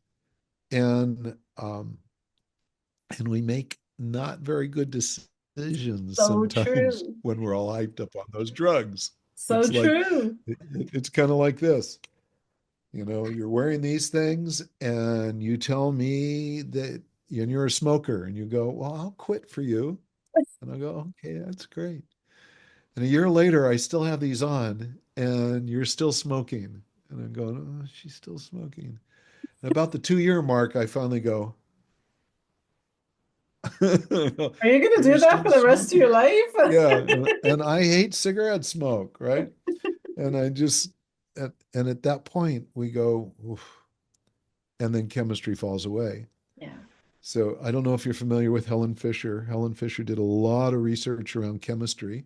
And in fact, chemistry.com was based on her research Uh-huh. to some degree. And her research at the time showed that chemistry only lasted 2 years. So at the time, given that what she was using for variables, that research seemed pretty accurate.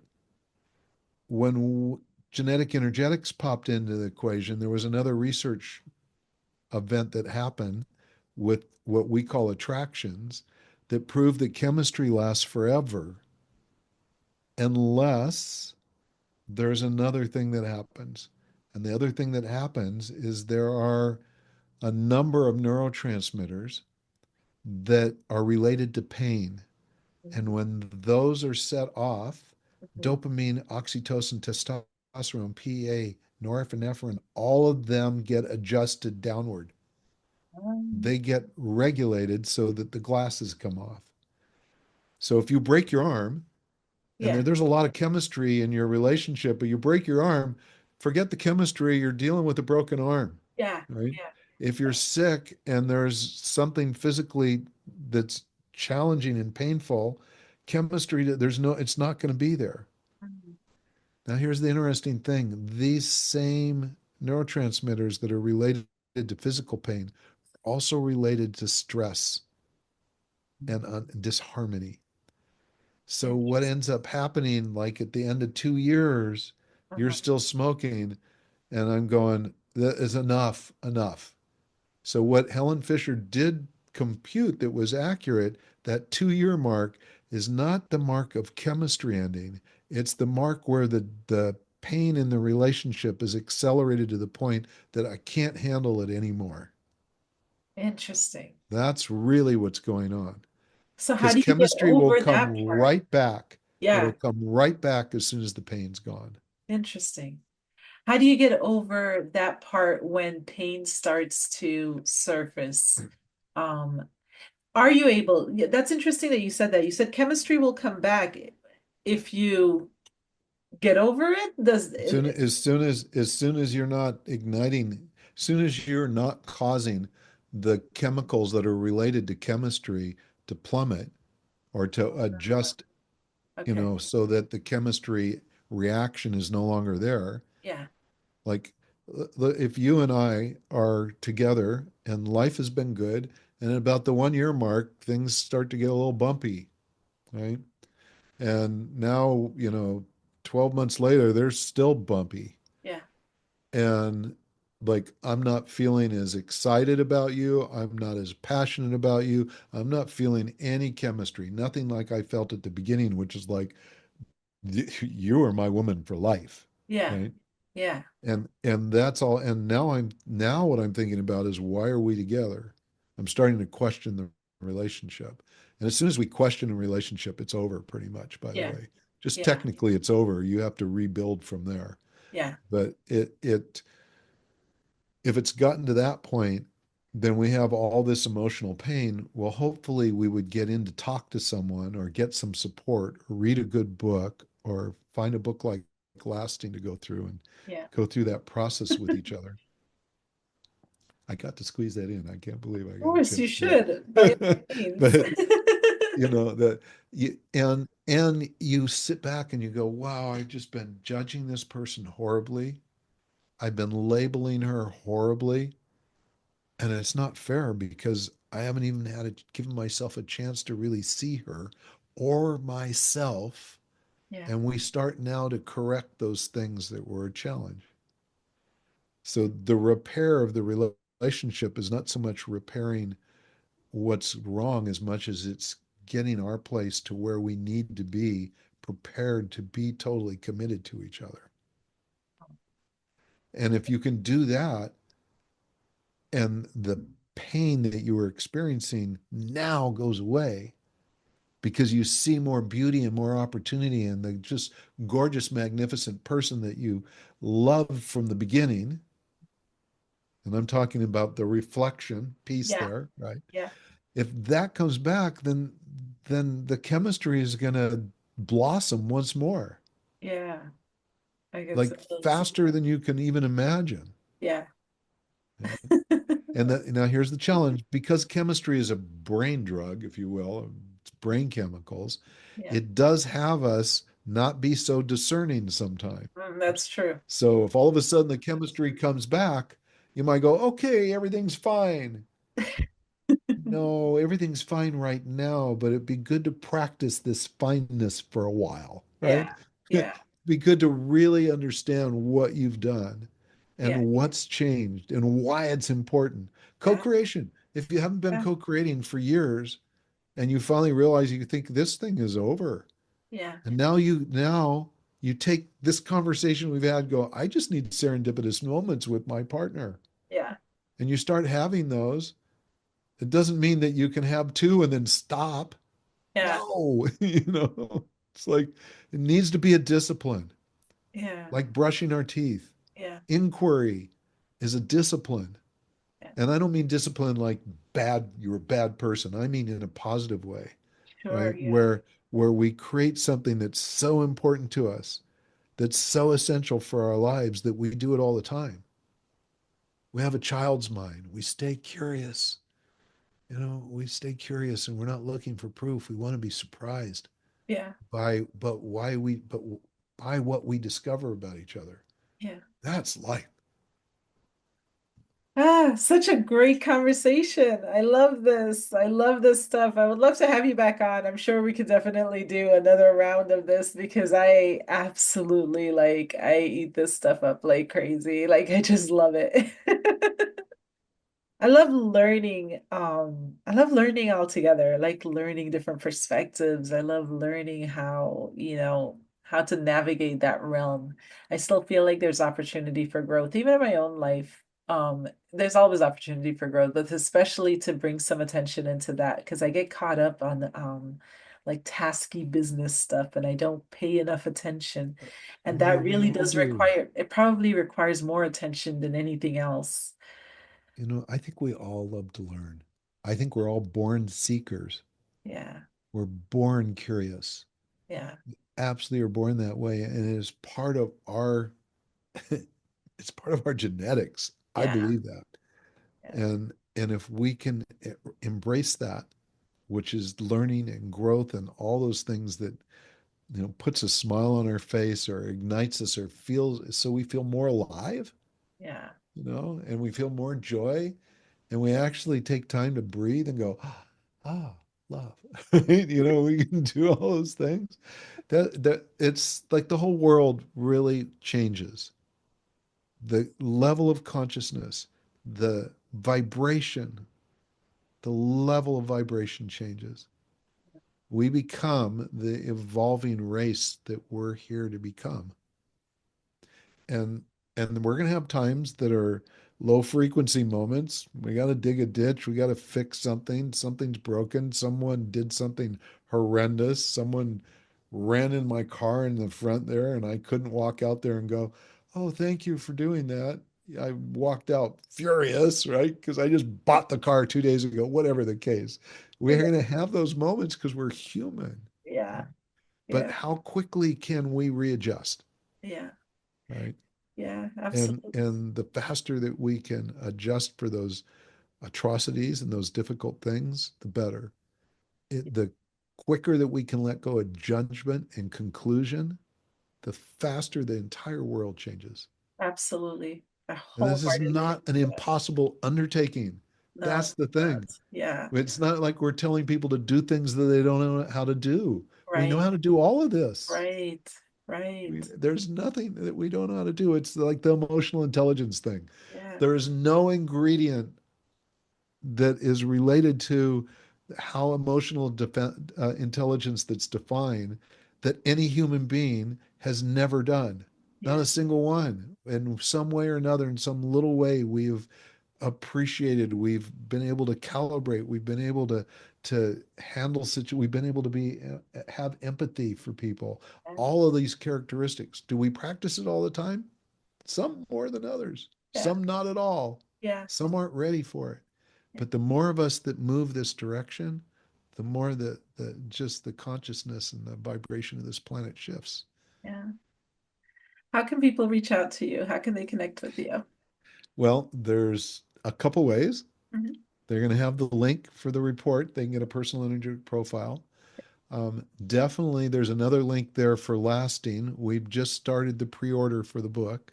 Okay. And Awesome. I would be so grateful. Anybody listening to the show, come, pre-order our book.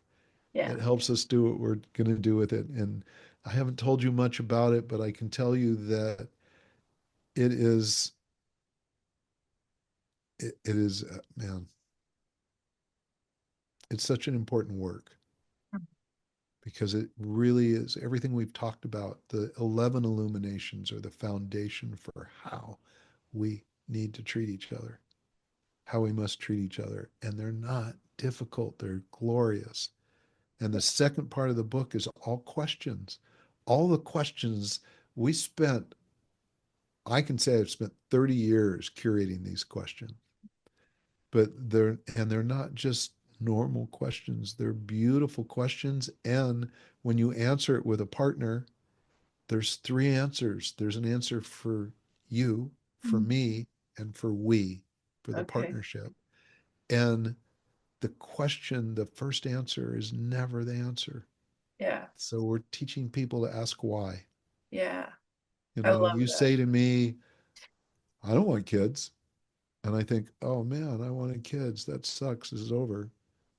And then, but if instead I go, why did you say that? I'm curious. Yeah. And now you explain to me why you don't want kids. And I discover it's not anything that's insurmountable. In fact, more than anything, I want our partnership because we can adopt, Yeah. right? Or whatever might be the reason. Yeah. But if we don't ask why, if we don't go deeper with our answers to questions, we don't know shit.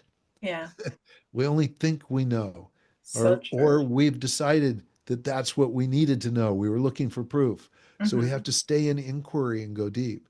And there's the whole second part of the book are those questions, and they're designed to help us understand almost everything that we could possibly need to understand to know if the person that you want to go into relationship with, or even the one that you're in relationship with, is the best match for you. Yeah. And here's the funnest part, and people are going to think this is crazy. Like, how do you do this? You may discover going through these questions that you're not a good match. Like, no, Yeah. this is like, this is you. We really think differently on a lot of things. Like Yeah. this is like you are a special person, and we are not a special partnership, right? Yeah. Yeah. And we find it out in such a glorious way that we can celebrate that. So we're either going to celebrate that I've found the most amazing partner I could possibly be with, or I've discovered that we shouldn't be trying to do a partnership. Let's stick with a friendship because we'll be way happier with each other, right? Yeah. And both of them are worth celebration. Yeah. That's And that's amazing. Amazing. Amazing. so Amazing. there's a link. There's a link to Yes. the That's lasting. wonderful. Yeah, please. We'll And we'll go get your definitely. personal energetic profile for sure. We Yes. didn't even cover everything. We didn't. There's more. There's so much more. I can't wait to read mine. I know you sent it to me, and I encourage everybody go out and get your energetic profile. This is going to be really, really good to just know, open up your awareness about certain things about yourself and fine tune what needs to fine tune, you know? Yeah. Yeah. So cool. Thank you, Larry, for being on the show today. I appreciate so much feedback, all of this knowledge, all of this like insights. I just appreciate it so much. Thank you so much. You're very welcome. Thank you. Thank you for your great questions and your feedback. I can't do this show by myself. It requires a really great host.